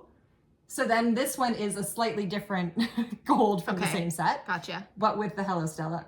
Mohair. And then this is obviously my wildwood. Yes, with like the same. Sonder. Yeah, the Sonder with the wildwood and the boreal. So my turtle dove cardi, just gosh. totally did that one. That was easy. And then in here, this light pink is the light pink from this. So bicycle Powder. God, what the hell? Your memory. I don't know any song lyrics, but I can tell you colorway names on Of yarn. other people's knits. Not even our own. It's not, okay, let's be clear. I don't remember the colors of everybody's knits. I do remember the colors of your knits because I'm always coveting them. Okay. And so I'm like, oh, I gotta buy. Okay. Add to cart. Okay. So that is the pink from that one. And then the mohair is Sweet Pea. Look, you could even know that was Sweet Pea. You're just great. I mean, you're like, it has to be. It has to be. And now I have this cutie little hat. Okay, the feeling of this though. I know. The feeling is what it really is. Like I never really thought that I needed a triple brim hat, but apparently I need a triple brim hat. And also your head needs a triple brim hat because it's looking so ridiculously cute. I also feel like, okay, so in terms of like hat fit, both you and I have extra tall ear to crown measurements. It's for that extra brain. Yeah. Yes, it is for the extra brain. It's where we put our extra intelligence and wit. I hope that was clearly a sarcasm. I feel like your extra storage space stores music, and like my extra storage space stores yarn colors. 100%. Both so important. Such useful storage. The extra. Do you know what? It goes along with the music. I also have every jingle that was ever written, like in commercials from when I was a kid. That's all in there too. Anything you want. Juicy fruit? Double mint? Okay, anyway, I'm getting off. You were talking about having the brim. Oh, okay. So I feel like a lot of commercially, like what's cool in terms of like beanies is you see, like if you were to go to a store, if you were to like go to the mall and look at what all the like the teens are wearing, they're all wearing these like extra tall hats that have like a folded brim and then like a little leather tag here or like some sort of like brand name tag here.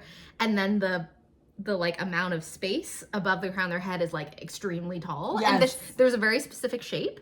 Yes. I feel like this is doing that specific shape. And I know that you want to block it. I know I might not, right? Now but I actually feel like it is somehow doing that shape beautifully. Except instead of it being like a black beanie to wear with your puffer jacket, it's this like happy color work joy.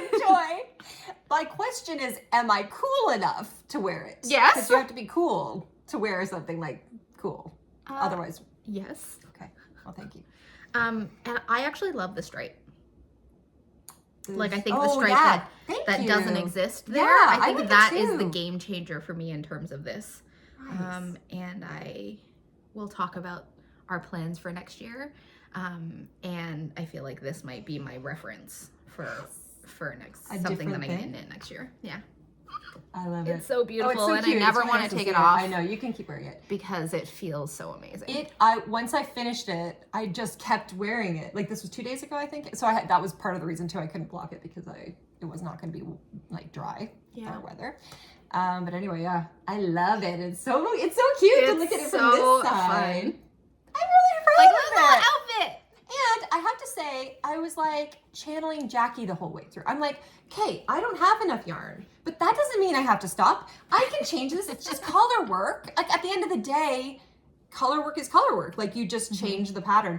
I did have to rip it out though a number of times. Did you draw it? No. I you just sort of looked at it. And I was like, because I wanted it to have this like up and down. You know what I love? Do you know what I see? I see little hearts. Oh. Well, that's cute. That's so cute. You're so cute. Oh yeah. Yeah, and then up here you can't really see, but I did the same kind of thing. Like I didn't want anything to go just straight across. I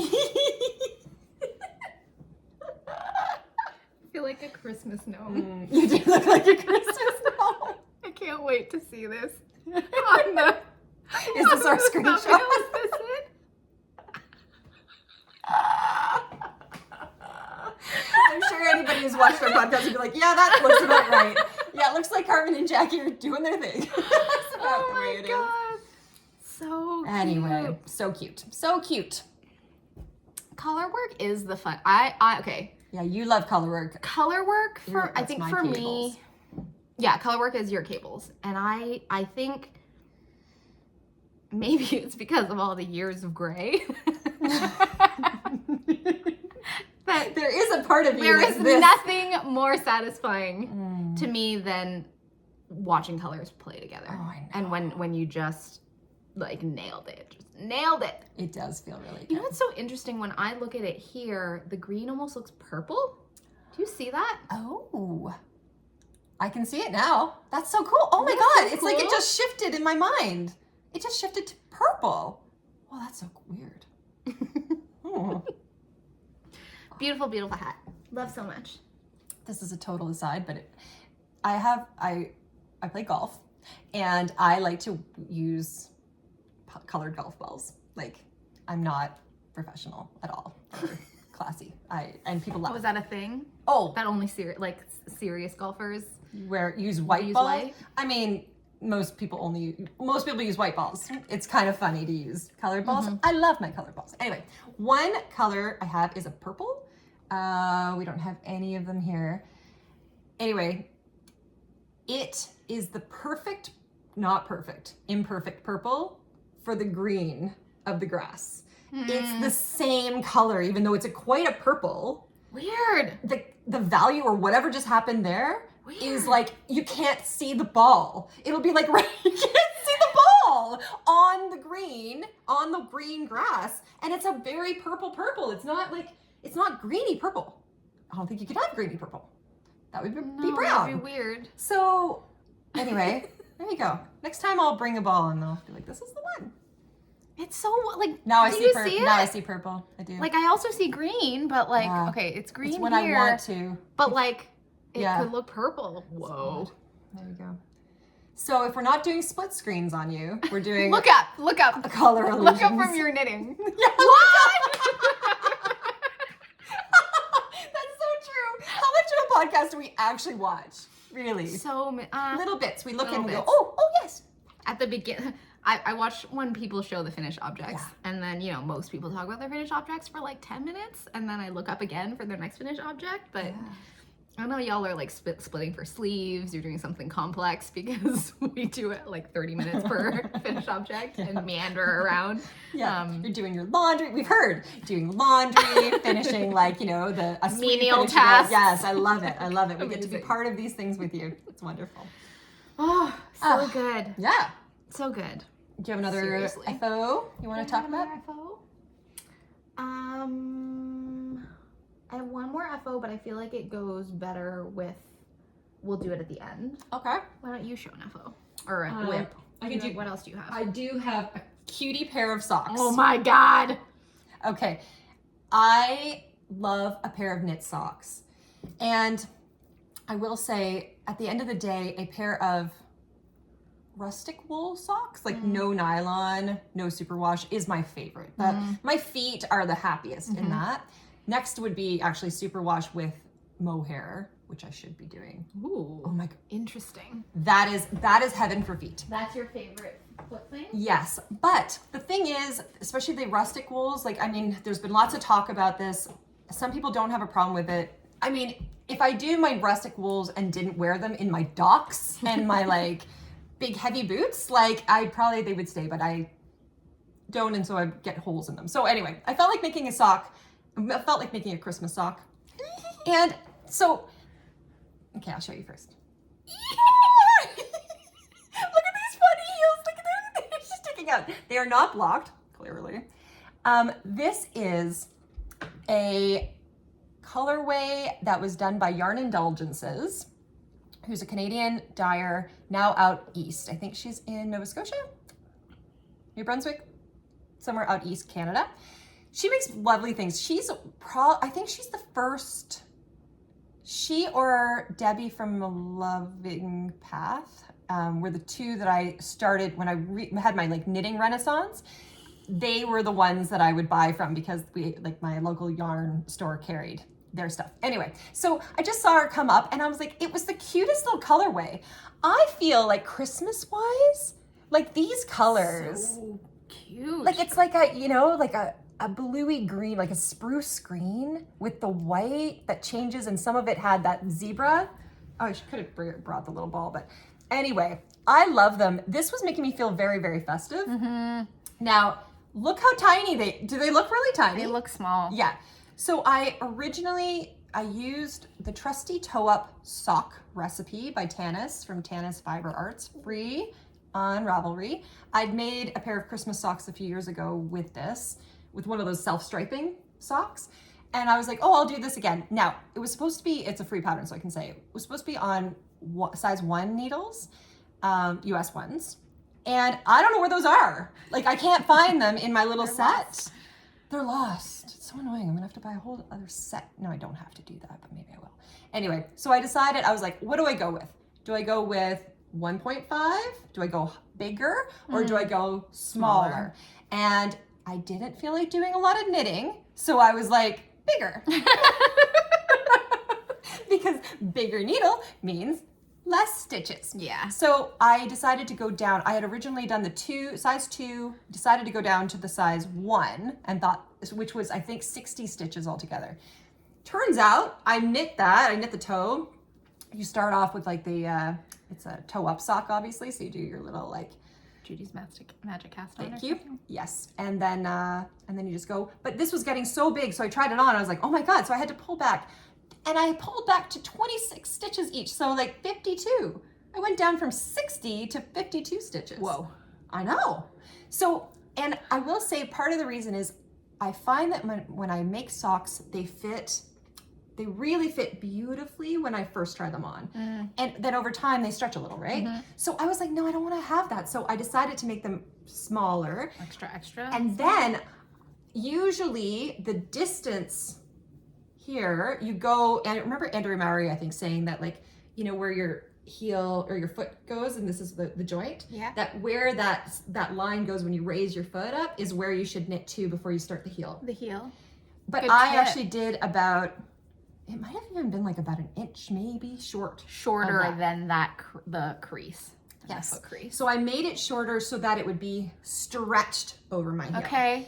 And as I'm knitting it, I'm like, oh my God, is this even gonna work? Plus I didn't understand heel construction. So I'm like, can I even like fiddle with these numbers like this? But yes, I could. This was a short row heel. So easy. Like you're just doing wrap and turns and then you just resolve them. It also makes such a cute little stripe heel. It really like does. the way that so it does. Cute. That's I so almost cute. feel like maybe I should throw it on. And then you're just gonna see my leg. This might not be a good idea. I feel like this is probably a very bad plan.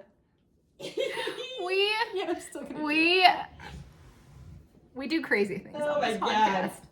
Okay, Jackie, how am I going to do this without I think flashing? You should sit there and then like kick your heel a little Rockettes kind of thing. Dun dun dun dun dun dun. Yeah, you're in frame. Let me pull it. There we go. See? This is Carmen.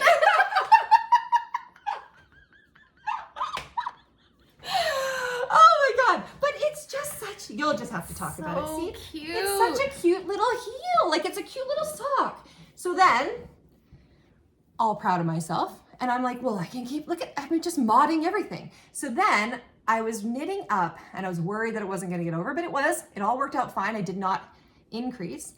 And then I remembered that I really like the 2x2 ribbing of Andrea Mowry's like everyday socks. But I didn't want to do it in the main part. I just didn't feel like it, I think. Not really any other reason. It's a lot of ribbing. It's a lot of ribbing. So then I just started the ribbing here. Brilliant. And so then when I got to the top, I just made it like, I went down 2 needle sizes to a 0, I guess. And there's my sock. These really are so festive. They are so cute. So cute. What's the yarn? Like what is it made of? Yeah, what is it made It's of? normal sock yarn. So 75-25? Like super wash and 25 great. nylon? There is no normal sock yarn, is there? Like, they have a lot of options. I don't knit socks. Couldn't tell you. Okay. Couldn't tell you. I love how one of the things that I love about the choices you made is how fun the stripes change over the sock. Because it looks different like through the ribbing as it does. It's so fun. It's so fun. So I'm so sorry, I'm blanking on your name for some reason. The person at Yarn Indulgences, she had 3, well, she might have had more, but I bought 3 different options. This was like the Santa one, I think. Kringle. Kris Kringle, thank you. And then I got, here, that's it, Kris Kringle. And then I got Spruce Forest. That one, and then I got the blue one, I think. Blue and white? Frosty blue, I think. I couldn't help myself. I think that the brilliance of this in terms of color is the choice of this like turquoise green instead of like a pine green. Yes. I just think it's so fun. It's so fun. And if you look, and this was the fun of knitting it, there's also purple in here, like where the green turns to, let's see if we can find some purples. So here, like, oh, can you kind of see that this is purple? Oh yeah, like the teeny tiniest amount. Oh, it's teeny tiny, but it makes it, like, it's like, makes a difference. Yeah. No, not gonna happen. It was so enjoyable. It just kept changing. And as I say, it had the zebra striping, but not the whole way through. There would be like zebra stripe, and then white, and then zebra stripe and white, right? Because the base is a black and white base, and then she dyed on top of that, right? No, it's a black and white base to a white base to a black and white base to a white base. It kept changing. Like this, right? Yeah, but it's not. Some of it was it didn't have black and white to it. Like, so it wasn't the whole way zebra striped. Like that. Yes, like that. Yeah. Like this. Fun. It is fun. These were fun. Do you want to try them on? Try them on. You always make me want to knit socks. Oh, and then the last thing. Do you do the tiny little, do you do the like, the Chagu shorties, or do you do magic loop? No, magic loop for socks. I love magic loop for They're socks. so cute. Aren't they? And then I always also have the problem with the top. There, you can have the other one. I actually looked this one up. I'm like, what am I going to use as my bind off? Because that's always a thing. You have to get it over your heel too. So it has to be that stretchy, but you don't want it to be too wide after. So anyway, I used the Elizabeth Zimmerman's sewn bind off, which is the one that you don't do, like you just go purl, like you go through the second stitch, you purl through the second stitch, knit through that. It's a version of the tubular. Exactly, but you don't do, it didn't matter for 2x2 or 1x1, you just do it. It was so easy. Yeah. How cute are those, Jackie? They're so cute. I cannot. There you go. Get your feet up here. Let's see. Oh, so cute. I love them. That like brings me so much happiness.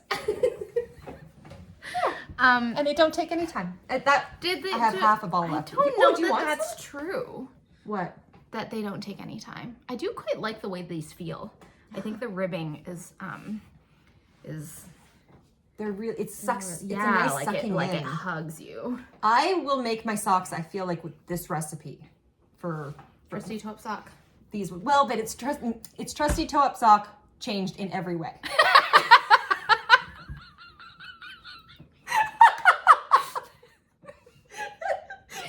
It's not the same needle. It's not the same number of stitches.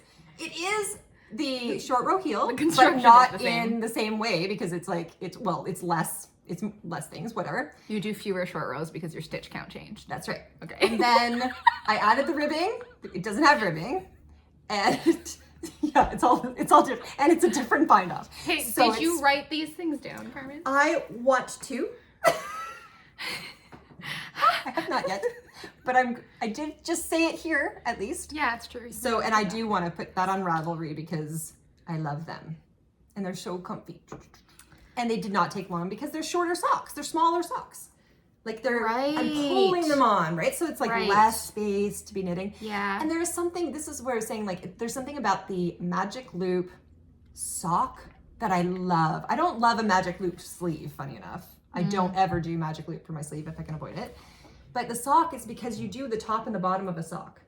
So when your magic loop is exactly perfect, like you know exactly what you're doing, right? Like, and you know when you're working your heel and stuff. Yeah. In terms of socks and things that we've knit that I haven't shown, I do have a pair of socks. These were handspun socks because I was like, you know, when I first became a spinner, I was like buying 50-gram braids of everything that super bright color, and I was like, what am I going to do with it? So these are handspun socks. Beautiful. From Melanie Allaire in Kent Romney with one of MellyKnits Chaos bats in, oh no, I can't remember. I don't think it was called Chaos. It wasn't called Chaos at the time. Oh, now they're called Chaos. Now they're called Chaos. Sorry Silk with something that, oh no, I actually can't remember. Essentially, yeah, self down. To make like a really durable sock. And, you know, because this is, it was hand spun and there's like no nylon, what I did is I did put mohair along the toes and the heels. And then I did the rib cuff just because I wanted to like have that matching. And I do love a mohair in a sock. It's so nice. That was the first sock I ever made, was the Suska sock by Andrea Mowry in her, like, what's it called? When she was, it was like every year she does over Chris. She's had like a sock along challenge or something like that. She does the sock along thing. And it was a pair of shorty socks. They're so cute. And I still wear them. I love them. Maybe I can get into I actually really liked the feeling of this. But I feel like this plus mohair would be so good. It is again, just so satisfying. I will say though, these take me like a week. I don't know why. I don't know. This is the Kura sock recipe by Evil Knits, which fits my foot amazingly. It will fit everybody's foot amazingly. Yeah, because you make it custom to the. Yeah, it's really amazing. And it's a brilliant recipe because you don't have any holes the way that she has you. Yes, I do the have heel and the holes. gusset and stuff. Don't care. But I love these socks, and to your point, they fit exceptionally well, and I have to like sit down to get them on. But once they're on, these I wear in my hunter boots, and I have worn them like all year. Look how they've held up. That's awesome. Okay, I would try that one again. Because I've done it in Nutiden, but again, I didn't do the right gauge. Like I think you need to make it ridiculously tight.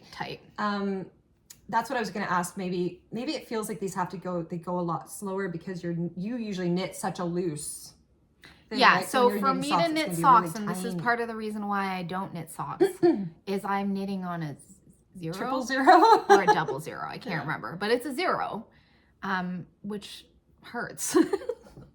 I don't know what it is. I love the little tiny needles going, and they're just tiny. But you only have 26 stitches. Maybe. I don't know. I love it. I do love it. And these are walkable projects. So when I've been out walking, I knit socks. Yeah. What's that hashtag that Andrea Mowry? Oh yeah. Our Wandering Whips. Oh, look at that. I really like the feeling of this. I can give you the other half. And I would say, if you're still wanting Christmas socks, it was a very fast ship. Maybe this will be you'd have to get a really fast ship, but you got a week left. I can see how a fully ribbed sock would be such a delightful experience to put on. Because I've only ever done these stockinette socks. But I will say, having a pair of the ribbed here, I prefer this. The stockinette? here and then the rib here. I do, because the other ones stretch a little bit too much on the foot that I want. Right. I really like that, like the hug. Yeah. A foot hug. Yeah. Good little foot hug. Okay. What else do you have? Me again? Didn't I just do like 2, 3, 4? Something? That's true. I only have one more, actually. I have whips. I only have a whip. Okay, why don't you do a whip? Wait. She's got a plan. Okay, I will do my whip. This is me not knowing where my whip is. Okay. Okay. Well, I can wait for a second. I'm sure people would be, or I can get, what would you like? I feel like you always have a flow, like it makes sense. Let's talk about the whip. Okay. This came up because we were talking about pink and how I love pink and have been on a journey with pink this year. So as we know, I love low contrast. And when it comes to color work, I sometimes struggle with low contrast, or struggle with color work because I'm always picking color work that's low contrast, and then sometimes I knit it and it doesn't work out. So it's hard to see. It's hard to see. So wow. Wow. This is a handspun. See this pink? See this pink? Thistle. This is Thistle from Akar Yarns on her Cheviot base, which is such a delicious spin. And talk about being influenced by Carmen. Carmen bought braids of this. She bought braids of it, and it's just the weirdest thing, because it's like I looked at the shop update and I was like, those are pretty things, like I don't need to have them. And then you got them, and then I saw the braid and I was like, oh my god, I need to have it. And I don't like I don't even understand. I feel like it was like 48 hours between like when I saw it on screen and then when I saw it in person in the braid form, and I was like, this is the most gorgeous thing in the entire world. So this is like one of my favorite colorways. So gorgeous. There's this this is my favorite pink of the moment. You'll also see that there's like this more like piney green, and then there's also areas where there's like a more tealish, I don't know if you can see it, and then gray, right? So when I was on my like sheep camp bender where I knit this one, and then I knit the other one that I was wearing today that I can't find, all I kept thinking about was this braid, and how much I wanted to have a sheep camp that had these colors in it. And so I went to my stash and I wanted to do another sort of handspun plus Nutiden project. And so I picked the color Bergtagen because it's one of my favorite grays. And this is where I learned about contrast and also having to be mindful when you're spinning about stripes. Because here's an attempt at a sheep camp sweater. I was looking at this going, I can't even identify it. I don't even know what like, the pattern is. Yeah. I'm calling it I mean, you don't see the sheep camp motif, but I do actually still think it's really beautiful. It's really cool. Yeah. But what I will say is that this combination of fabric of the Cheviot plus this Bergtagen is the most delightful thing in the entire world. I love this. This is the sheep camp pattern, although you can't tell. And I sort of stalled because what I couldn't decide is whether I wanted to, I mean, it's still pretty, right? It would still be a pretty yoke. Yeah. I stalled because I didn't know if I wanted to actually carry the motif all the way I was through thinking the same thing. The whole yoke. Yeah, I would. Now, I, however, spun this just in like a fit of excitement. Like I was waiting for Carmen. I was like, are you gonna spin it? Are you gonna spin it? And she's like, yeah, whatever. And then eventually I was like, Rose, can you dye some up for me? Because I need to spin it. And so I spun it just like, I basically like, you know how people, how do you open your like presents? Are you the kind of person who like if presents come in like wrapping paper that you like, right? I was like rabid. I spun it rabidly. I was just like, that braid. And I was just like, no plan. Oh, yes. It's not like the sheep camp. So I have no idea. I didn't make any notes. I have no idea what I did. I can't remember what I did in terms of how I split the braid and all that kind of stuff. Because if I was going to take it all the way through the body, I feel like the stripe sequence, I would have to have a similar stripe sequence for it to look okay. Do you know what I mean? No? I don't think so. No? I don't think it has enough, like, it isn't consistently striped to start with. So I feel like it's just going to be. So it's just going to be. Whatever it is. Is this like, did you spin this at the same time? No. Oh, okay, so you re-spun it. I rapidly spun, I think, like 50 grams because that's how much I needed.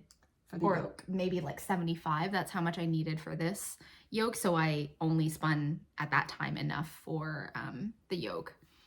But I mean, now that I'm looking at it, it's still pretty. It's so pretty. It's still pretty. It's just not, you know, you wouldn't know it's It the is sheep amazing camp, but it is pretty. how you really can't tell like what it is. It's really amazing. Yeah. And I think mostly it's because there was like when I look at this, I don't think of it as gray, but there actually is a significant amount of gray in it. And so I think I just like loved this color combination so much that when I was choosing the contrast color, I was like, oh, gray would look really good with it. Yeah. And then I knit it up and was like, oh. It does look really good with it. It does look, but it's not high contrast enough. But I am still really happy with this. This will get finished. I just need to make a decision about whether or not I carry the color work through or not. What do you think? How much more do you have? Like this is ready to be split for sleeves. But sorry, I'm in terms of the original. Oh, I have enough. I think I have enough. To do the whole thing? So not even to use this? Or is this? Like I bought 300 grams and I spun like 100 of it. Okay. But there is a companion piece. Okay, so this is why this is... Only Jackie has a companion piece. I do have a companion piece. Oh shoot, I'm losing all stitches. It's fine. So I love this. I love this color. Part of the lore of this is that there's a goddess that I have since a child had a very close relationship with. The goddess is Green Tara. And so to me, this is a very like Green Tara color way. And so I was spinning it for a goddess knit. And I feel like this is Green Tara in a moment where like sort of coming out of the smoke. Aww. You know, the idea that often, at least for me, my goddess practice is something that I lean into when things are a little bit like blurry and muddy and murky. And so I feel like this actually, from a symbolism point of view, I like love it because it's kind of like, you know, we all have like stormy, murky moments. And to know that, at least for me, there's Green Tara who I can look to for like solace and companionship. Aww. So this for me is a really meaningful knit that I just don't know what the ending is gonna look like. Yeah. That said, my like color curiosity was like, this beautiful, beautiful colorway needs to find an expression where it's like in its fullness, right? And so as I'm figuring out like hand spun and striping and all of these pieces, I'm thinking about like what patterns can you use hand spun color changing yarn for. And so, you know, pressed flowers is one, but when I looked at this, I was like, this is not a pressed flowers. It's not a pressed flowers hand spun because it's so stripey, right? Like there's a lot of contrast between the two, so you don't sort of get a cohesive motif. Would you think you could do pressed flowers in this? I think you'd end up stripes. Like, are you saying that the transitions are too fast? Mm-hmm. Maybe. But every single thing of hand spun that has sort of high contrast and lots of color transition spins, when I dream them in my mind, they're always a cinnabar shawl. Oh, yes. Oh my God. Right? Oh, it's gorgeous. So this is Andrea Mowry's cinnabar shawl in The Thistle is the contrast color, and then the main color is a purple from Nutiden called Vagabond. Oh, God. And my favorite part of this is this section. Yes. Yes. Like, so it's brioche and I guess you would say garter. Oh and my this God. is just... That's garter. It almost looks like moss stitch because of the... It's like that's it's kind of like, amazing. and I don't know if it's garter. You like work it every row twice in the same way that, you know how like when you knit brioche, you have to work every row twice? So you're doing knits and purls. Oh, you're doing twice. knits and pearl? Yeah. So that wouldn't So be it's not garter. I don't know what it is. Moss stitch? Is it knit, pearl, knit? No, No. like you do like a knit row, like you do some knit rows and some purl rows to get this delightful texture. But this is like, What is that? Anyway, it's beautiful. I feel like this is This my matches favorite here. color story right now. Like when I think about like colors that I love in terms that are not low contrast, like this is all I want. All I want is like pink and purple and teal. And green. And green. Mm-hmm. Right? Mm-hmm. So I'm super excited. I will say that I don't know that this is my favorite pattern to knit. Like I don't know that I love brioche. It's so beautiful that like I know I will eventually power through. And You because like this is, I don't like doing brioche as much. Yeah. But because this is, you know, my green Tara goddess shawl, I'm really committed to only working on it when I love working on it, when I feel like I want to work on it. So Yeah. I feel like this will maybe be on my needles forever and ever. Might be slow, but It's so pretty. and then even the wrong side is pretty. Oh, it is so pretty. Like I feel I like might this like that shawl more. is so good for color changing So yarn. pretty. It's so pretty. I gotta get on this. Get on what? All of it. Oh. But like Spinning my now I'm face. thinking about how gorgeous this shawl will look with this sweater. I know this sweater is. Oh, which you were this one or with this one? With this one. Yeah, exactly. Yeah, it's like, perfect. it's gonna be Yay! I'm so so glad I good. gave you that sweater. Hooray! It's perfect. Yay! Talking about sort of color work and like what brings where the joy is in the process, I kind of feel like I've maxed out on the joy of the process because I've like seen how it's gonna work out up. And now there's just like 300 stitches of brioche to keep knitting It's a pretty big shawl too. on size 2 needles. Oh. And one strand is unspun. Jackie, why? But it's so beautiful, right? It's totally worth it, right? It is totally worth Like, it. it's You're gonna totally be worth so it. I'm gonna be so happy. happy. But you know what? If it arrives in 2026, fine. Yeah, I just think that it's like, okay, friends, you've seen it and you may There you go. not see it for 24 months. You should, yeah, maybe we should say like every 3, no, I don't want to put any pressure on you. I'm like every 3 podcasts, you could be like, okay, and by the way, here, I have this much more. What was I gonna say? But so one of the questions that you guys left on the comments was to sort of say like talk about your process, like how do you get so many knits done? Oh, And well, she's I'm fast. Like I am. I know that like my stitches move through my needles quite quickly. yes, Like I'm a fast knitter, yes, but also like there are a million whips that are happening all of the time. Right? And so I know. I am very fast, but I also have a lot of whips. I know, but that doesn't make it easier. It makes it harder to get so much done. Do you see? You have a lot going on. This makes sense in my head. Anyhow. It does make sense in your head, which is why we talk about it every single episode. And I go, because if it was this, there would have to be a time where you there would be a don't lot of have whips. anything. Yeah, it's true. And there has never been. No. In over a year and a half now. No. I love you. But I do actually think I'm heading into whip season. Because what I realized as I was looking at all the patterns that I have that I've been working on, everything is on the tiniest needle ever. It's all color work, and it's all on US 1s and 2s until I got this on my needles and just felt like so happy because I was like, 10s! 10s! I will have you. I can't believe that's 10s. 10s? 10s. I don't think so. Yes. That's not a 10. It can't be. US. Oopsies. Yeah, here, Eights. 10. 8s. No, it's 10.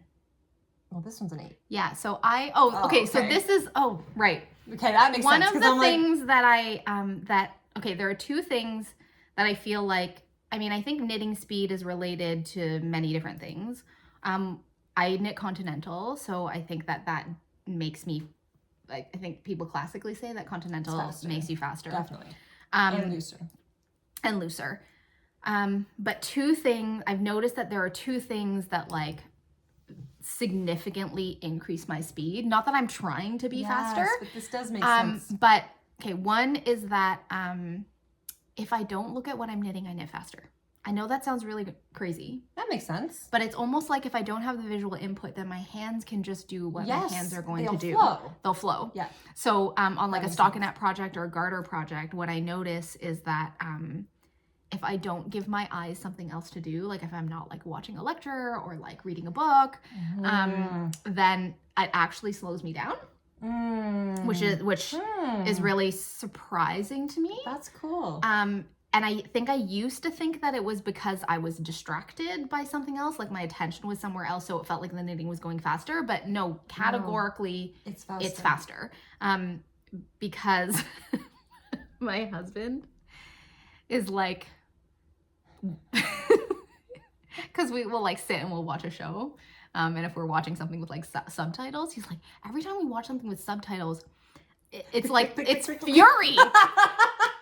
And he was like, why are you knitting so furiously? And I was like, I'm not, what are you talking about? He's like, and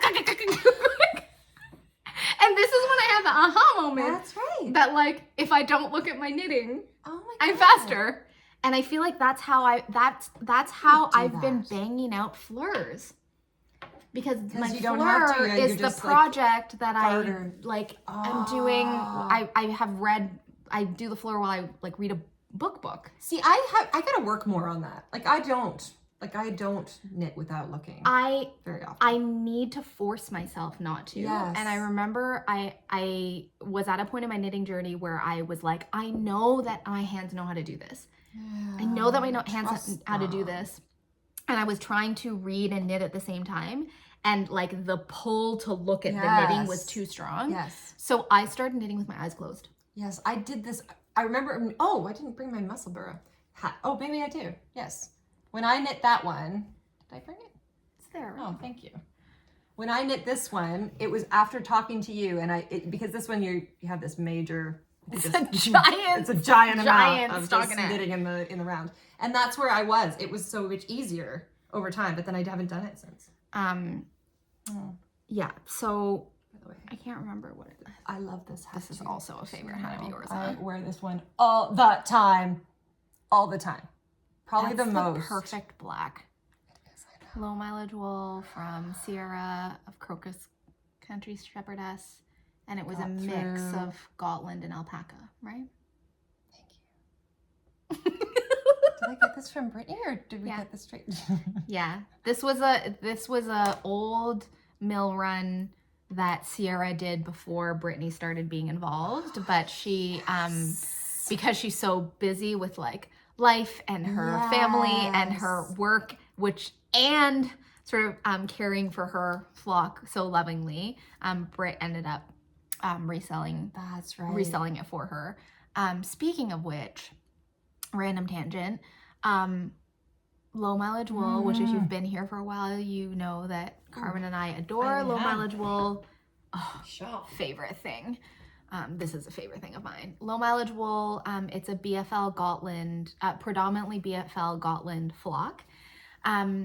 Brit's low mileage wool has arrived from the mill, so there will be low mileage wool available, because I feel like we talk about it constantly and it's not always available.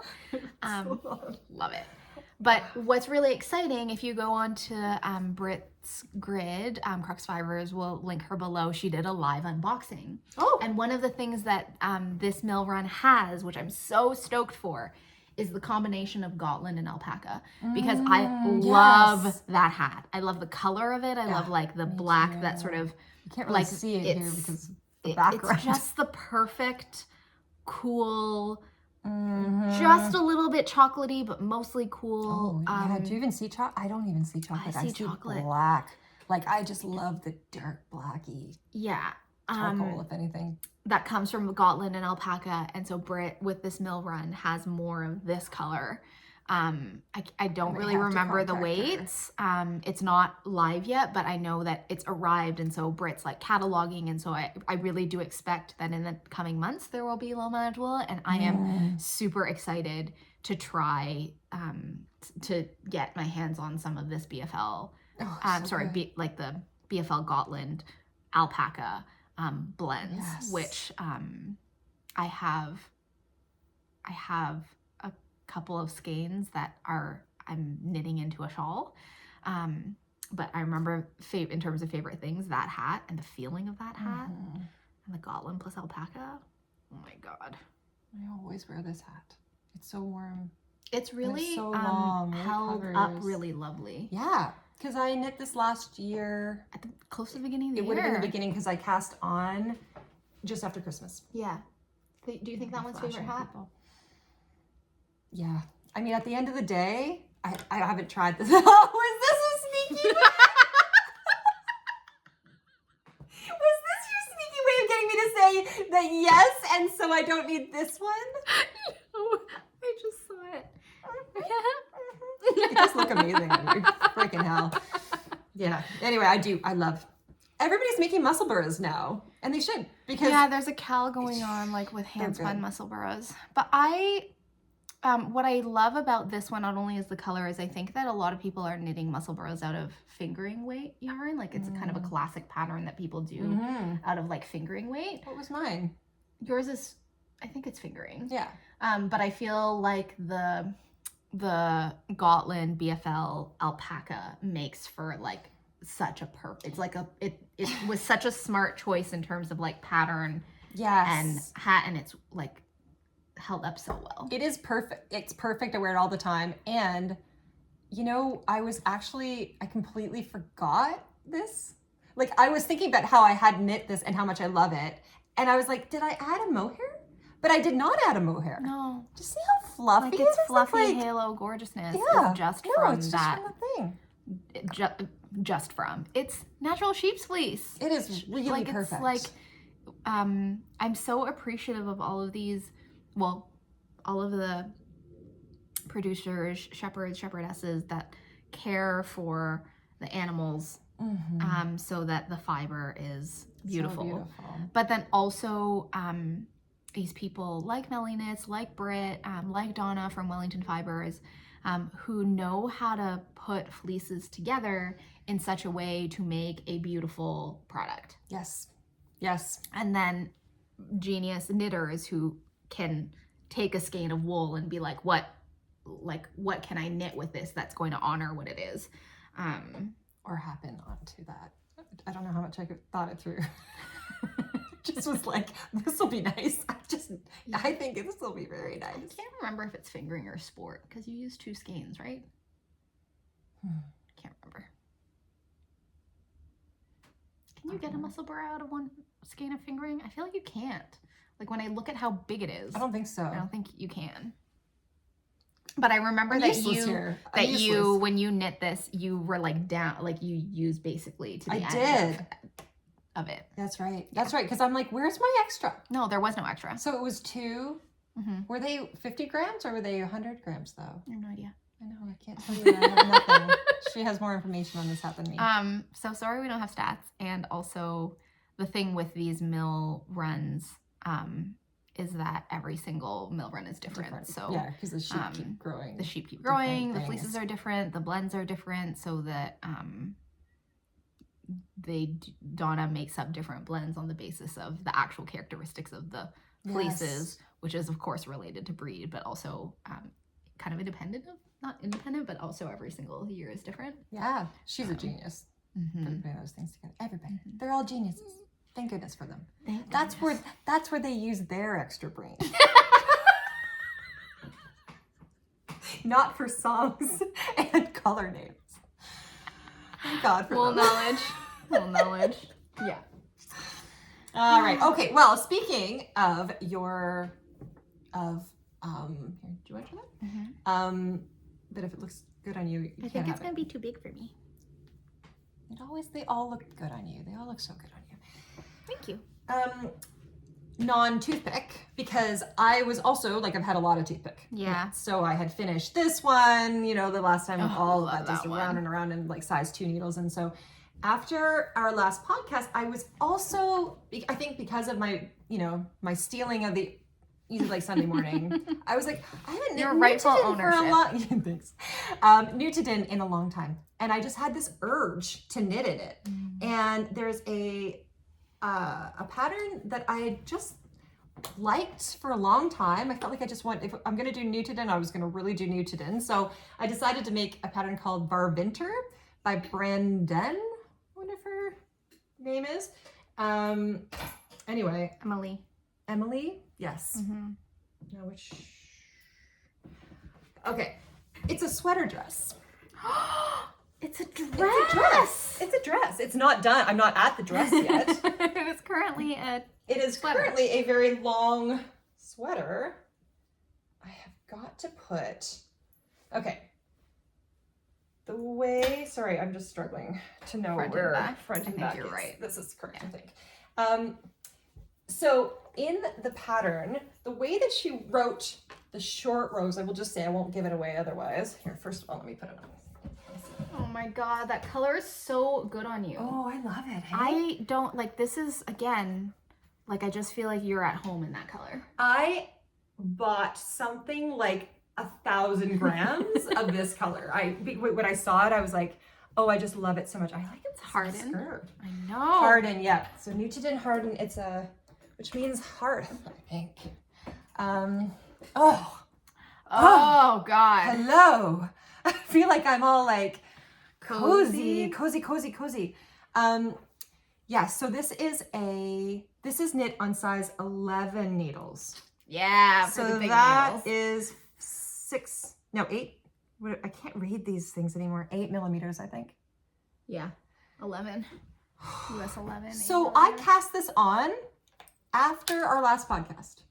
So in that time, and I've made a hat, the mittens, socks, whatever the hell. Mittens. Like what's going on? My brain literally just stopped there, and I just kept talking.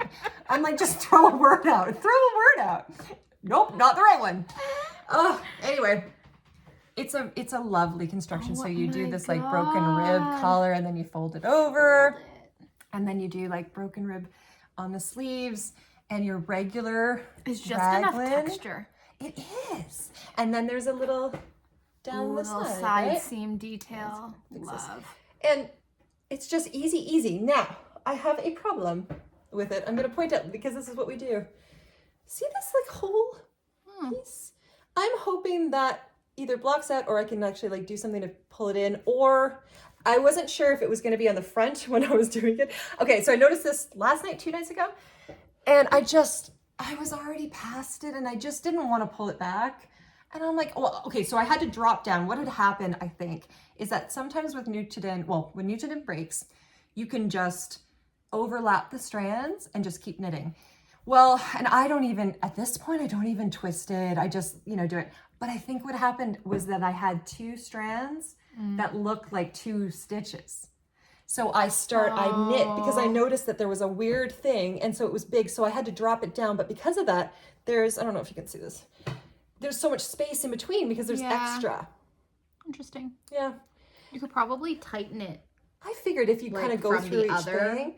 It's harder this is one of those places it's a little harder with Nutiden because you can't pull it the same way with other yarns. Right. But I wasn't sure if it was on the front. I was actually like, maybe I'll do a little patch or something, you know, like embroidery. You could duplicate stitch over. Yeah, I'm sure I can do something. I didn't want to fix it, so I just did it. Or if you want, you could pull it back and I'll knit that section for you and then give it back to you. No, thank you. Okay. That color's so good. I like it. I wasn't sure sometimes when I put it on, but no, I really like it like this. So good. And it's just, so this is one, I can already feel it. This is the kind of sweater, look at how big it is, but it weighs nothing. It's nothing. And I think like at the end of the day, for me and Nutiden, there is nothing like Nutiden held double on a big gauge. Yeah. It just, again, it makes for that like drapey, like soft, cozy, light, warm, airy thing that, in as much as I adore all the yarns, I do love fabric.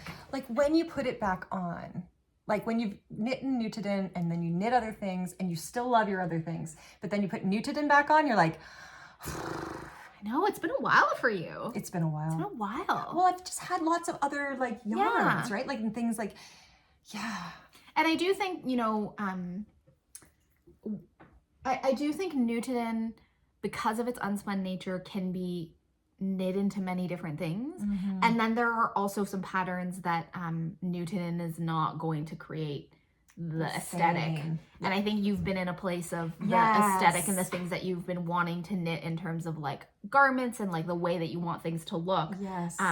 Nutiden is not the most obvious or the easiest choice in order to, you know, like for me, like this would be a good example, right? Like that's a great you could point. totally do this in Nutiden. You could drop down to a small needle size. Their colors are amazing, but their colors tend to be muted and they tend to be heathered. And so the kind of like bouncy stitch definition and the like boldness of this, it's just not won't be the same. Not going to be the same. And so you've been doing a lot of knits that are kind of like that, right? That's true. That's true. But then I do this and I feel very happy. Such a nice color. I have some of this and I thought to myself, you know, I love the color in the plate. I don't know if I love the color on. Again, in my head, I'm like orange, like brown. I'm a winter. I know. I don't tend to go in this color story, but looking at how good it looks on you, I'm like, yes. Well, you're going to try it on in a second too. I like it. I do like it. And so the idea is that how long are you going to make it? I think I'm going to make it to about here, and then you split and you do broken rib around, like, so you split it, go a little bit further, and then broken rib. She has it go quite long, and she has a very big difference between her front and her back. I think I'm going to make it less of a difference between the front and the back. Try and find that. Yeah, it's Varvinter. I think something, it's like a kind of winter they have, I think. It's like before winter ends or something like that. I think she's Swedish or Finnish or Norwegian. Somewhere up there. Oh, here it is. Yeah, so you can see now, I don't know if she has another picture, but the front is like a foot. Oh, yeah. Different. That I don't think I'll do. I think I'll do it more, I think I'll make it a smaller slit. I'll go further down basically and make them about the equal. I think probably I'll make them equal, but I don't know. So are you gonna do a long slit or not? Not long. So I'll probably do half the size of that slit, I'm guessing. So basically I'm gonna knit it longer before splitting. Now in the pattern, she suggests a certain amount from here and then you split, and it's like way short. I don't know if I'm just like ridiculously, like I don't know how that could be possible. Right. But in any case, it doesn't matter because you're just knitting around. It's also so dependent on your height, right? All these things, yeah. Except it's really, I feel like it could be a... Well, it's funny because you call it, when you said a dress, I imagined a dress. Like I thought you were going to take it like all the way down. Oh. Well, I know. But whereas I feel like when I look at that, it's like a dress / like a tunic. That's right. Because you would wear it with something underneath. It. Yeah, for sure. Whereas I'm looking at that, I'm thinking, oh my God, if you did like a floor length dress. Who knows? Who knows? I have 1,000 grams. Oh yeah, so the back is, sorry for all the clinking there, guys. Yeah, wherever the hole is in the back. That That'll make it easy. I don't think I've knit, I think 10 is the biggest I've ever, oh no, 10 and a half. It flies. Oh, See, look at you. It's almost there. It's almost there on me. Yeah. Look at this. Do you think I can wear this color? Because I think I can. Yes. I think it's beautiful. Oh my gosh. It's beautiful. Oh, look how gorgeous it is. See, I would just stop here. Right. I have the whole way along. I've been like, do I just make it a sweater? Like, it's so lovely as a sweater. Like a long sweater? Yeah, like a long sweater. Maybe I just stop. I have a Nutiden sweater that is a bead mandarins pattern, which is similar in length to this one. That was this one. I started that in Harden and never finished it. But this one I was just I love the rib. Yeah, me too. Okay, well, see, I was looking at it on Carmen and I was like, it's so beautiful, but I don't need to knit it, and now I need to knit it. Now you need to knit it. You got Harden too. I do. Yeah. I do. Oh my gosh. And it just feels so like feels warm, so like good, but not overwarm. It's so magical. We've said it 1,000 times, but I feel like I'm falling back in love with Nutiden, having been away from it, and so I'm just again telling you. You know what's so interesting? I feel like I, in terms of my like Nutiden knits this year, I knit a lot of Nutiden single-stranded on a small needle. You know, for example, this Lune shawl, which is pretty. One of my favorites. God. And it wasn't until I went back to the Easy Like Sunday Morning sweater, this one where I was knitting it on large needles, double-stranded, that I feel like I was like, oh, you really can do anything with Nutiden, but personally, this is my favorite treatment of it. Yeah, I know. You know? I know. It's awesome. And this, the ribbing with the sleeves. It looks beautiful. I am going to need to do measurements to just do exactly this. And I think I won't do the slit. I'll just do brokered rib until there and have it be like a really long sweater. Yeah. But again, I'm like ready to ski. I know. How many times has she snuck this hat on? This is what I want to know. I'm not going to take the hat from you. I do, however, just want to have this on my face. You can make this hat though. I can. That's the thing. I have plans for this. Oh, yeah. I might well, need it's very easy to do a main color here, and I have all of those contrast colors. My goodness. So easy. Oh gosh. Okay, friends. This is a must knit. It is really. It's a must knit. I mean, I just keep saying it, but it's so nice. Can we? Well, so after the episode, let's weigh it, and then we'll put in the description. Yeah. How many grams this is? I am guessing like, I don't think it's going to be more than 300, which sounds crazy, but I just don't think so. Right, and for reference, I'm 5'2".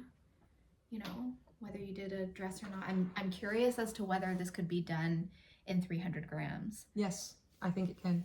You know what? I've got a kitchen scale. We'll have we'll just have the little bit of cord in it. We will tell you right now. This is how we roll. What do you want done? Who wants something? I'll make it happen. Oh, you know what? Maybe I'll stick it in a bowl. It's probably better. Okay. So, I have one more finished object.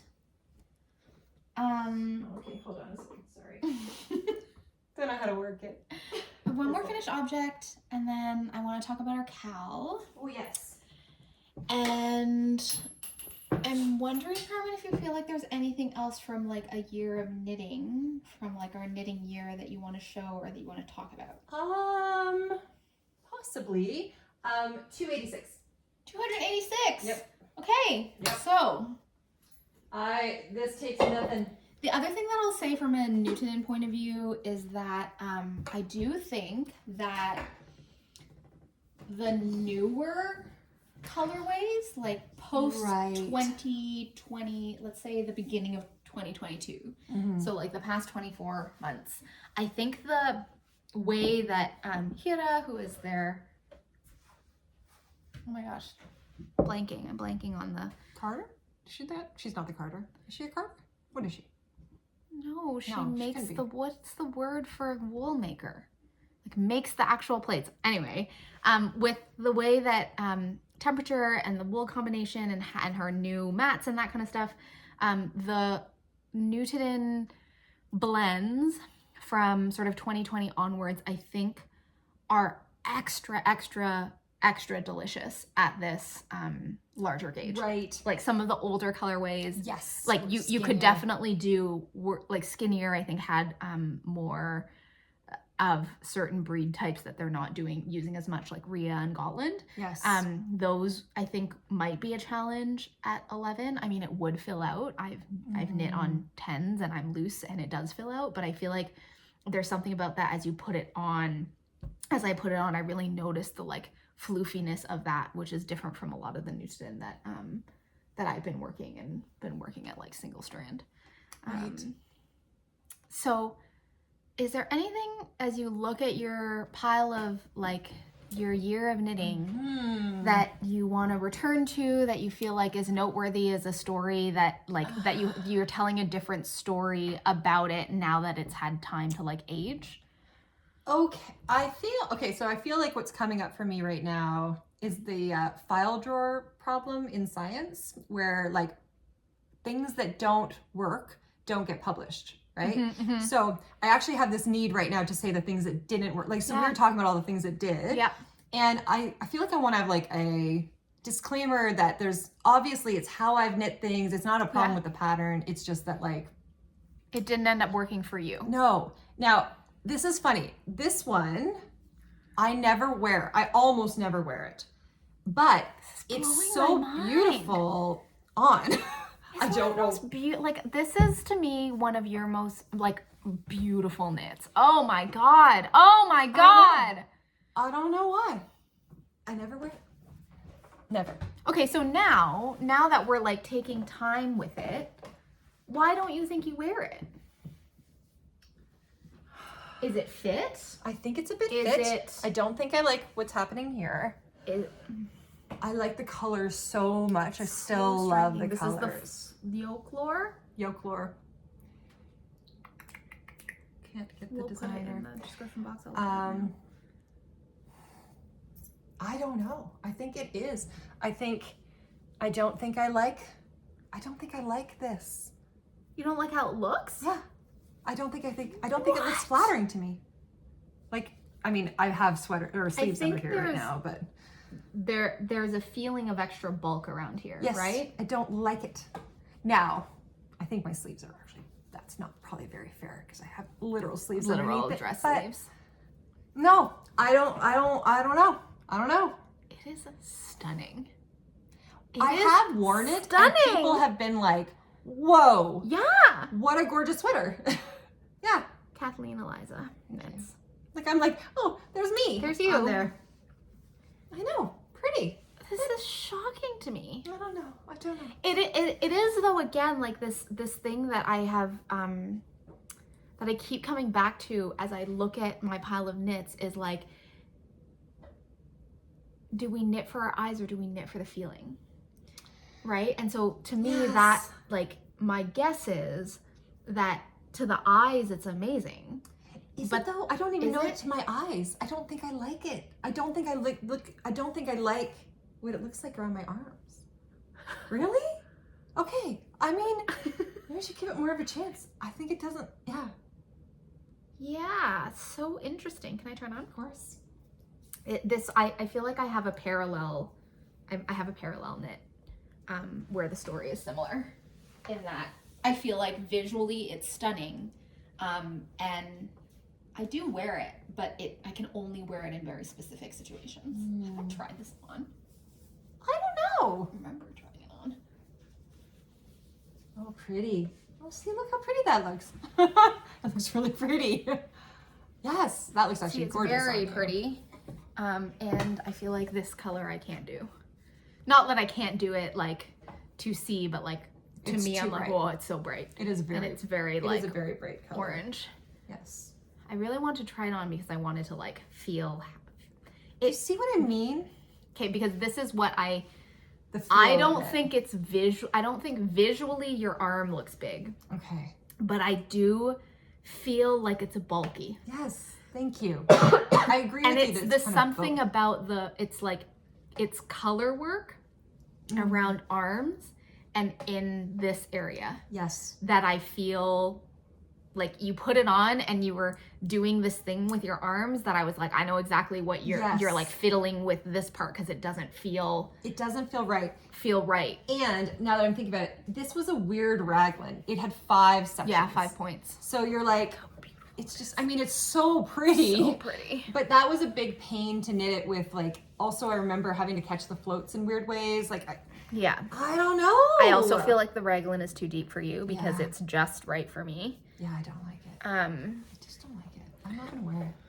I should wear it. Oh, it's beautiful, so pretty though. Like, this is the thing. I'm like, can you exposure therapy yourself so that you can wear this sweater because it is so beautiful. And I'm just totally going back on what it is that I said, which is that, you know, knitting is for our eyes, but from the knitter's point of view, you know, I think after the initial dopamine high of making it, the joy of making it, I think the things that stand the test of time are the things that feel right on our bodies. That's it. It doesn't feel right. And that, I think that's the piece for you. Just is thinking that of it, I'm like, it's here. It's like here. Right there. Right? But oh my God. It is gorgeous. It's stunning.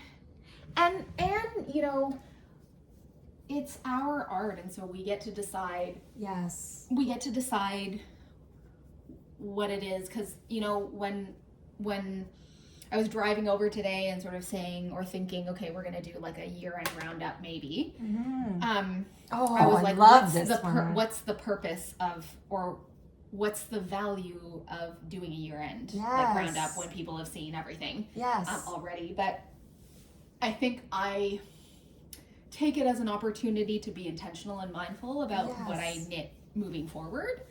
And I think that there's a bias that sort of says, okay, look at the things that are most, that you've knit the most, and I need to make sure that I'm doing more of those, or the things that I'm not wearing as much, I shouldn't knit those things again. I heard myself say that in the car, and then I thought, no, like this is, we all knit for different reasons. Yes. And one of the reasons that I think is a beautiful reason to knit is for wardrobe, right? So that you can be enveloped in something that like you made, that you love, that has story. But also there's a joy in the making. Yes. And so we get to decide, you know, if it's a 5, if I like, will I knit it again? Like, I will knit my 5s again, right? There are certain to make things it better. Maybe. But I don't think of it as like, oh, it's a 5, and so now I have to get rid of it, or that like it was a mistake somehow, right? No, for sure. And when I think about that like yoke lore sweater, to me, its existence in the world is like enough, you know? It's so beautiful. It's so beautiful, and I feel like that was a knit that was such a showstopper, and I know that you're knitting it and you wearing it out in the world like adds value to people, because people are like, oh my gosh, it's so beautiful. It's kind of like art, right? People stop and they, that is unbelievable, right? And that has value independent of like, what number would you put on it if 10 were most worn? 2. Yeah, right? Like, and I think that that's okay. Yeah. Right? Although it would be lovely if you could also wear it. If somebody like is out there going, that would fit me perfectly, I want to just send it to you. Like, I don't know, but you're right. I'm going to try to wear it. I think I'm going to try to wear it, but I get the heebie-jeebies. Yeah, right? And but I have to wear it for it to be. You don't have to. But for the world to know. It is beautiful. It is an art piece, right? Yeah. But the thing that you were doing, I do in this knit. Yeah. Because this was, this is the Matoaka Genzer by Lincoln Newman, and it was knit bottom up, and there's, you know, 3 layers of color work, and it was a steek, so you steeked at the arms, and then you also steeked up here. And I visually love this. It is so pretty. It's so pretty. I look at that and go, oh. I wore it to Iceland, and so there's like memories of like frolicking around in Iceland in this sweater, and so I love it. And the bulk around this, I'm really aware of when I wear it, and the thickness this is so helpful up here, Jackie. and the turtleneck, like I love this. Yes. But if I think about the seasons and I think about like, when can I wear this? Next time you're in Iceland. Yeah. Like it's skiing. not so friendly to where we live. Yep. Right? Because it's knitted and double-stranded, plus there's like infinite amounts of color work, and there is something about this like thick steek that I'm always kind of doing this in. I don't wear this inside. Like it's like on the right fall day, I will wear this, and then I have to be hiking on a flat surface and not something particularly hilly, otherwise I overheat too to hot. Right? Like that's so, and you know what's helpful is because when I look at this, when I look at you, I'm not noticing any bulk, but you're noticing bulk because you're feeling bulk. I think it's possible that I am seeing bulk where there isn't bulk that others are going to see. Because that's your subjective experience. Yes. Like my body is telling me there's bulk there, so then my brain is like putting that in the whole picture. Yeah. Right? Yeah. Yes. I'm just thinking, speaking of which, this is so if we were going to talk about the zero. The zeros? The zero. I think I actually have 2 zeros. One is surprising, this one is not. This was a while ago. This was the Sew sweater, SOE from Lina something this year. And I made it out of this unbelievably gorgeous Clun Forest. Like, look at the red. This is from Britt, again, from Crux Fibers in her rose hip colorway. It's absolutely beautiful. How come I don't know? Short rows with this. Oh, I forgot. By the way, the short rows in that other one, the dress, the Varvinter, the way it was written, I missed doing the short rows completely. And I was done the yoke. So I put the short rows after the yoke. After the sleeve separation? Yeah, no, before the sleeve separation, but like. Oh, interesting. Yeah. Oh, yeah. This, right? Yeah. Damn it. It's so beautiful. I mean, the color is so lovely. It's so beautiful, and the cables along the side are so beautiful, and the neckline is so beautiful, and the color is so beautiful. And why is it a zero for you?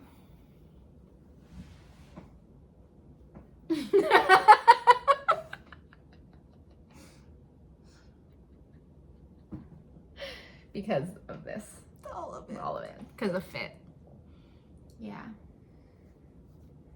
I don't have no words. Did I say I don't have no words? I don't know what you said. I'm dejected. Yeah, I remember this. I can't even fix it because I'm so upset. I don't like it. I think this is one that either needs to be gifted or I need to take home and rip out for you. Well, I remember it looking better on you. It's so red. This is your, like, my mother hates the color red. She will not wear red because her mother put her in red when she was a kid all the time. And to this day, she still doesn't want to wear red. So you hate red, I feel like, as much as my mom hates red. I just really reject it. Being Asian, there was a lot lot of red. I just find it too much color. It's a lot of color. Is that the back? One's a little bit longer. It's not even very. Oh God! Oh, it's just so much red. Okay, so this one's not staying in Burlington. I am feeling. Anyone else want it? Like, maybe that's what we do. We just are like, do you want it? Oh, it's so red. I don't know what it is about this sweater. In terms of, it fits weird. Yeah, it fits weird. I think we looked into this after, and like others have had a similar. Yeah. Something about the raglan depth. I think when I look at the sweater, well, obviously, like I'm looking at it and going, look at my arms. It's my hand. awful. My hand. It's awful. I think there's something that doesn't make sense to me in terms of the proportion of the yoke and the body. Mm-hmm. Like, just how much? There's like, so much. I mean, see, if I could just take this away. I know. Wouldn't it be lovely? Look at me, but I still think it's like all of it has to come away. All of this. Look at this whole extra. You know what I look at when I look at this yarn? So much Yarn is so much fiber in my beautiful. mouth. Is it Poison Girl? Look at these cables. I should rip this out. I think you need to rip it out because I love this wool. the color is gorgeous. It's the wool is gorgeous. gorgeous. You know what I Okay. think would be beautiful? Yes. You know how there's a designer, I'll put it in the description box. I'm so mortified that I cannot remember her name because I don't knit her patterns, but she does a lot of puff sleeve stuff that's like vintage inspired. Oh yeah, the Poison Girls. Is it Poison Girls? Yes. Like one of her sweaters, like talk about the perfect Christmas festive sweater. To do one of hers. She does very light things though. Like this. Oh is yeah, a this is a very chunky. I keep thinking it's meant to be outerwear. You know, like it's such a thick, like something with a lot of structure, or some kind of a blazery thing. I literally think you can knit this into a basic sweater, and it would be stunning because this color is gorgeous. It is gorgeous. It's like You know, it just hit me, and I'm like, so strange. It sounds ridiculous because of the contrast, but I was picturing your turtle dove, because clearly I'm obsessed with this pattern. turtle dove cardigan. Turtle dove cardi in that shorter, and we were like, it's kind of got a blazery look to it. That one obviously is so super soft. Yeah. But what would it be? I Oh wonder. yeah. You know, if I just If did you it did like it like this, a little crop. and then it's not going to have any hair. Like I would just do this, and it would be a very structured. I think this yarn does not want to have a deep raglan. 100%. Sorry, I would have ended up with the same problem. Like I think to do a well fit sweater. Yeah. And to throw a cable down the side, because I think the turtleneck is amazing. This is okay. Here are the pieces that I think are amazing. This turtleneck is perfect. Yeah, I do like that. It has structure, but it's also like crisp and airy. Yes. It doesn't And hug so you. It just doesn't sits hug you. there. It just sits. It's like I want to keep this. I feel like running some texture down the side would be amazing. Like I wonder if you could find a raglan pattern.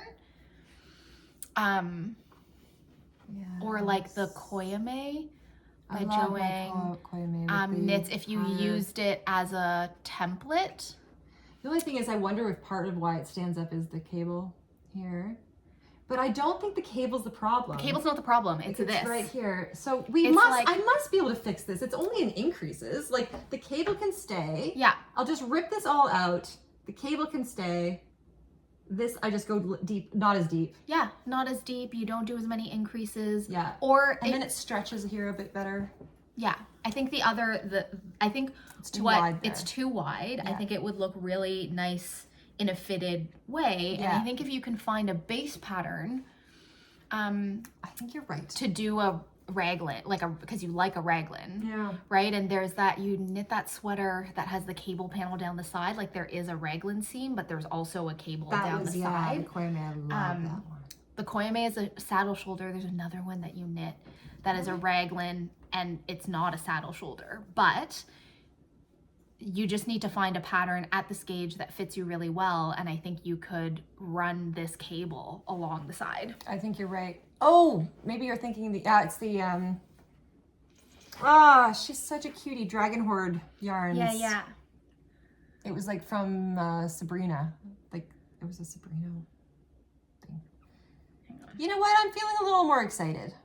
Like it just is so close. It is so close. And I just think rip it in out. as much, and now I've had a little more space because the idea of ripping it out again at the time it was too much. And I also, so I apologize to any of you who were like, oh, I was gonna ask Carmen to send it to me. Well, I may still fail at this, But and I then the next one. just don't think that this could fit anybody. I know. Because it's just, It's there's such something an not odd- right about the proportions. It's so, I see what you're saying, and I'm almost like, I could find another one, but maybe beforehand, just trying to do it without all these all these increases. I feel like It's doable. it's so doable. I Because think I it is really do doable. like the way it comes over the shoulder. It's just that it's so much fabric in the arms that then come together here, which I don't like. Yeah. Like that. Why did that happen? Oh yeah, there's ribbing here. So like, no. Like there's stuff I would the change. stitch counts are not right. Way too much. And then this part, I don't need to rib it. Like maybe just at the end. See how it comes like, well, yeah, you're right. If this was tighter, I just don't know. Anyway, I feel like the tiniest bit. I also excited. honestly, Carmen, like if you did this as a raglan with a turtleneck and deep ribbed cuffs and even dropped the cable, it would be the lovely. most classic sweater that you would wear forever. I would. Because the yarn is also gorgeous. It is gorgeous. There's just so many things I don't like about the pattern, but not the yarn. Which is all right. Clun Forest. Yeah. From Brit. Yep. Of Crux Fibers in the colorway Rose Hip, which is the perfect red. That rose hip is unbelievable. Okay, I'm gonna show my one that I can't understand why it's a 1. It's not a 1. It's like a 3. know. What the heck? Why? This is the one so that I don't wear often. It's so gorgeous. I don't know why. Now that I'm wearing it, I'm like, why don't I wear probably it? shouldn't be berating you for these things, given what I just showed. But wow, it's so pretty. Why? I don't know why. Now that I'm wearing it, I love it. It's I so love how it pretty. feels. This like woolen spun merino from Bramble Ridge is amazing. I love the color. I don't know why. It is a very like statement, like it's a print. Like you did tell your story. Like I could see how this wouldn't have a lot of spaces for you because you're not going to have this when you're wanting to cozy in the way you are. You're not going to wear something as like, woo, as this. It's not going to make you cozy. And you can't wear it out to like to work. Yeah. Because it's too bright. You could wear it to a friend. Yeah, and I do. Which That's where I would. Exactly. But you also have so many options on that front that it probably just, it's not that there's anything wrong with it. It just doesn't get in there. Like occupy. I also feel like I love this, and I also find it a little bit confusing in terms of when to wear, is that I love the sweatshirt fit of this. Like that's one of my favorite things is like the sweatshirtiness of it. And I also feel like it's a sweatshirt fit in a color that doesn't feel casual. Yes, I think it's preppier than a sweatshirt. Yes. I feel like it's more of like a cool... Now that I put it on, I'm like, I love it. I Why don't I wear this more often? These are good questions. These are good questions because it's fabulous and beautiful, and I think it fits you gorgeously. It's a beautiful fit. I remember when you made this, and then I think when I tried it on too, I was like, this was another one I really just appreciated the fit. I also think, again, this is my head. Yeah. I feel like it's really open. But that's not necessarily bad. It's not bad. Because it's just that I'm accustomed to this. But now you have the impo. I have the impo. That's wider. Like, I think it's not probably it's just getting used to it, and it's a particular thing. I think that sometimes it's going to look good and sometimes it's not. Why don't I wear this? I have a feeling it's going to change. Yeah. This was a good idea that we did this. Yes, thank you, folks. It wasn't ours. I love this idea of just like, oh yeah, I'm just looking at this. By the way, this is also, I never wear the vest. You never wear the vest? Oh my God. Have you done a bunch of try-ons with No, button I downs? need to, and actually. To go in your closet and do button-down try-ons. I was thinking, like, what would it look like with my dress? I think it's also, not that it doesn't work, it's more that it, like, I just don't think of it. Yeah. No, this does definitely not work. That's coming right off. But yeah, that's not one I wear very much, but I want to. I love it. It's beautiful. I just don't think to wear it. I'm gonna just keep putting on this impo. I love that sweater. While you're putting that one, I want to put on your other one. What do you want? This one? This one? Yeah, you know which one I want. Yeah. No, oh, that one too. Which one? This one I'm gonna make, right? I do love it. Oh my God, it feels so good. I want your morker. Oh. Okay. I'll just be quite honest about that. Oh. Oh, this is so pretty. This was your Andrew the Weekender, right? hack. Weekender hack. In Bramble Ridge, DK Surrey Alpaca, and Lillian Pine. I would be Surrey stealing this one if I Alpaca. didn't already order the yarn to make it myself. True. Oh. Maybe I should make it crop like that. That's like cute with the little dress. It is very cute with a little dress. I remember when I made it and you tried it on, you were wearing that white dress. That's right. Gorgeous. I think, Carmen, uber cropped in a dress is also one of your, like, I don't know if this is a common outfit look for you, but I feel like it needs to be. I do like it.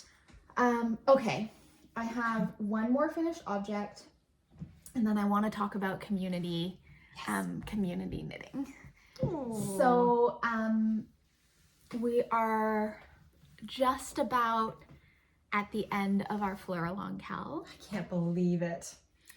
The Fleur shawl is a pattern by Melissa Clulow that is a free pattern offered through Espace Tricot. And we have been knitting it for the past, I don't know, however many months. And the KAL closes on the 22nd, which is winter solstice. Now, my most recent finished object relates to the knit along. This is Fleur number 4.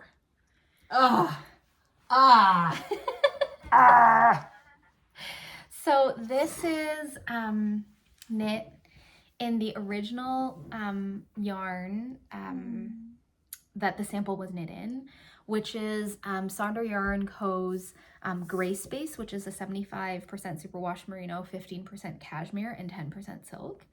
I love it with made the modification of making it a crescent shawl instead of the classic triangle. And I love this one. Good dodge. I love this one. The drape of this. I love this one. The maybe feeling the of most it, of yours. The color of it. The color, it's like a petrol. So the colorway is Ogilvy, and it's one strand of the Grace, which is a fingering weight, and one strand of the matching mohair. My plan was that I wanted to have these two together. Yes. This was my plan. It's so beautiful. Which is gorgeous, but I think the Empo might look even better. Me too. Do you see this like obsession with like teal and pink? Yes. This one, from a sensory point of view, is my absolute favorite. I still love this one, but I think this, oh my God. What is this face gone? This? Yeah. You have it in catnap, my friend.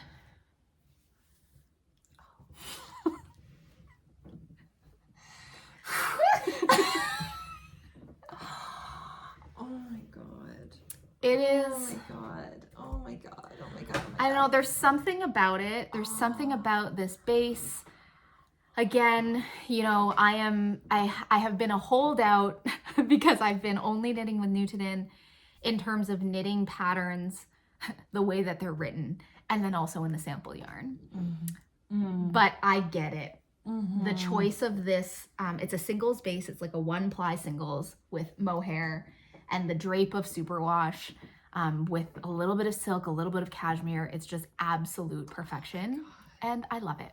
Now, what I will say is that I realized that I bound off too tight, and so this, you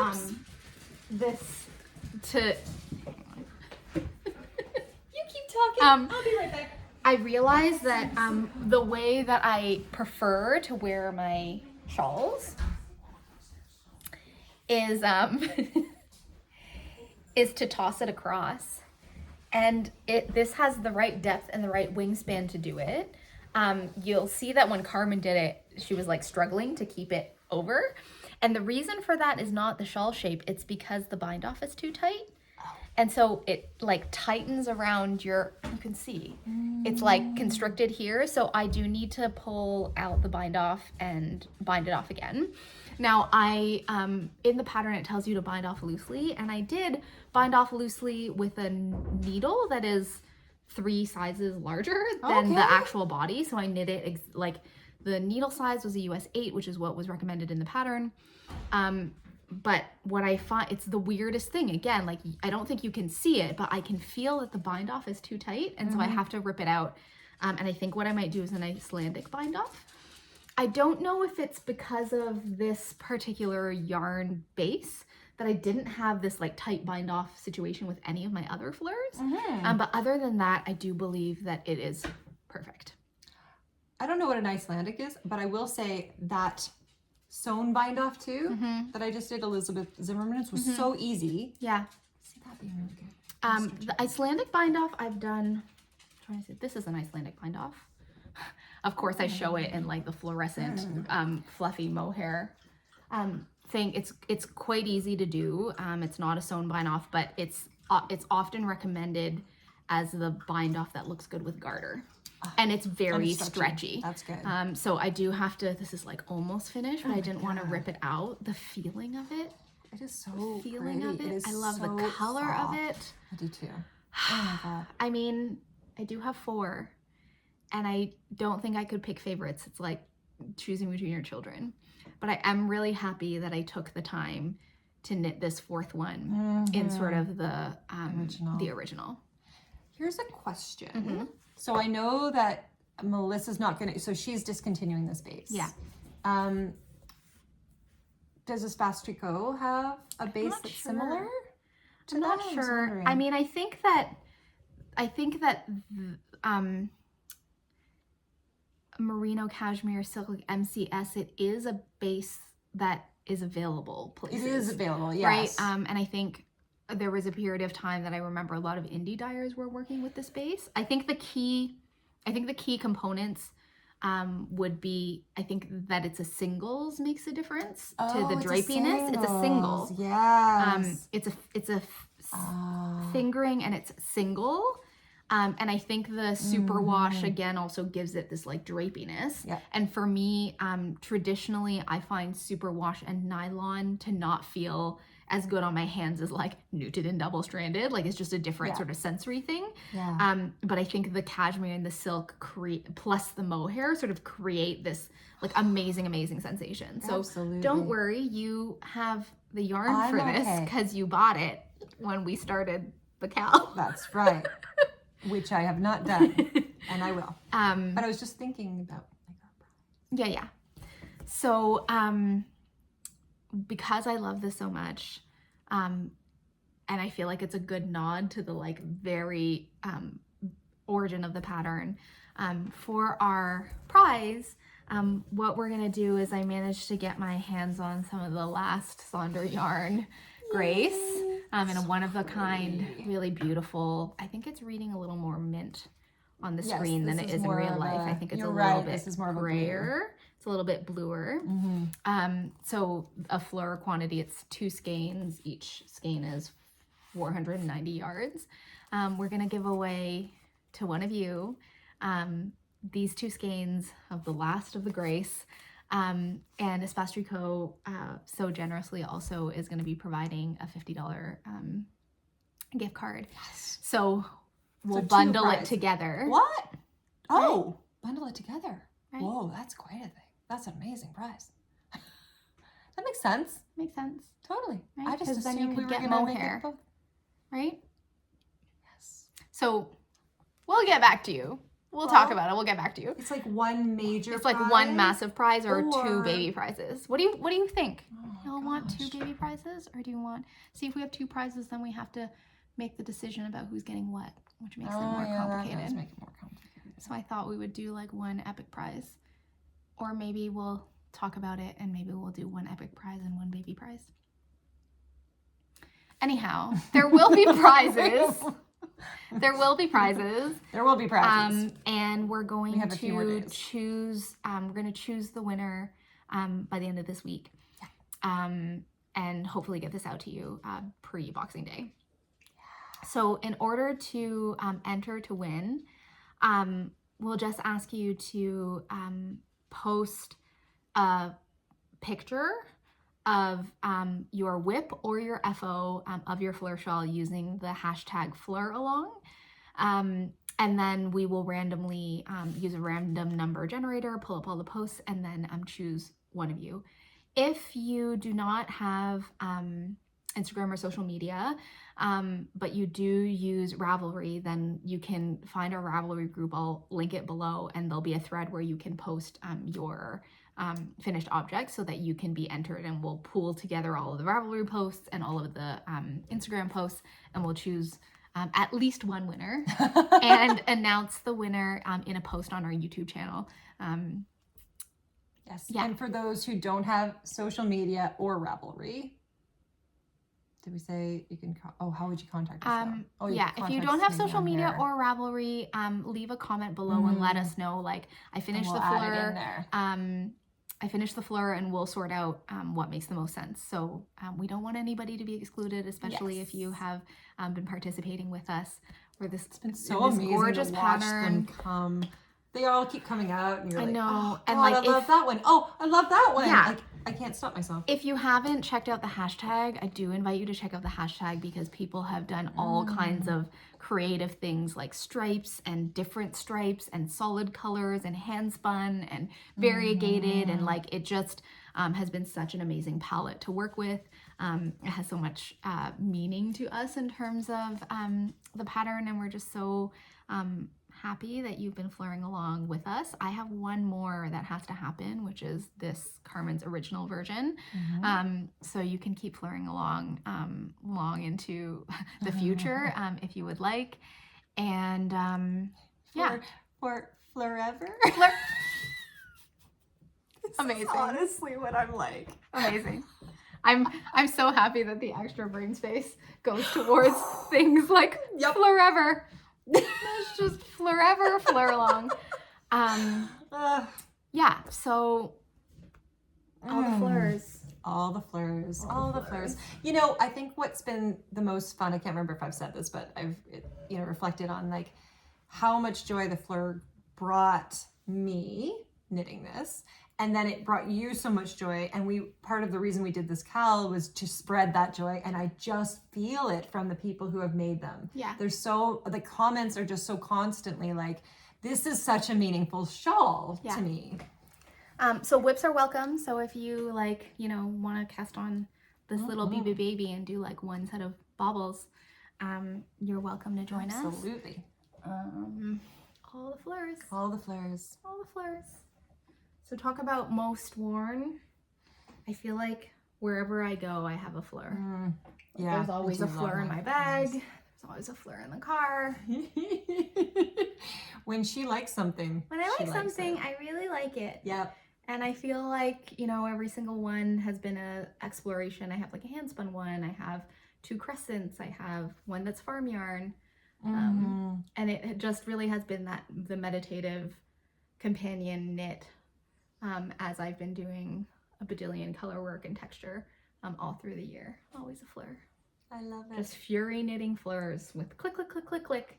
My poor husband. I almost did another pun. Flurry knitting? Yeah, flurry knitting. I love you. I love you so much. We have so many hashtags to use. So many hashtags to use. I swear, I was a dad in a past life. My dad jokes are ridiculous. Okay, so is there anything from your year end that hasn't been shown that you want to show? No, I think that's good. I mean, there are some other things, but I think like this is good. I feel like I'm feeling good. We do, when we are back in January, we will announce our year-long, we're going to do a year-long. Yes. Year-long. You want to wait? Do you want to wait? I think that makes sense. So we love community knitting projects. We love being able to share with you, and we do have a plan for a year-long KAL, and we will be back with that plan in January. Yeah. Thank you for another year of like knitting and community and all your comments and all of your support and all of your love and all of the inspiration that you offer us when you tag us and show us your knits and tell us what's inspiring you. Maybe if you feel like dropping in the comments, share your 10s with us. Yes. Maybe get together with some friends and see if you want to consignment trade some 5s. And just like we did with Carmen's sew sweater, maybe allowing the like 0s and 1s to sit somewhere out of sight, out of mind, and then choose a time when enough time has passed to kind of bring them out and see if they want to be regifted or repurposed. Yes. Because I do believe that even the 0s and the 1s and the 2s, I hope that there was like some joy or some inspiration, or that it fed you in some kind of 100%. way. And the question is not so much to put it in the naughty corner as sort of say, is there more joy to be like harvested from this experience? Either for me or for someone else. Yeah. Yeah, I like it. Yeah. I think that's beautiful. All Thank right, you, everyone. Happy 2020, end of 2023 and start of 2024. We're excited. We'll see you soon. Sounds good. Bye.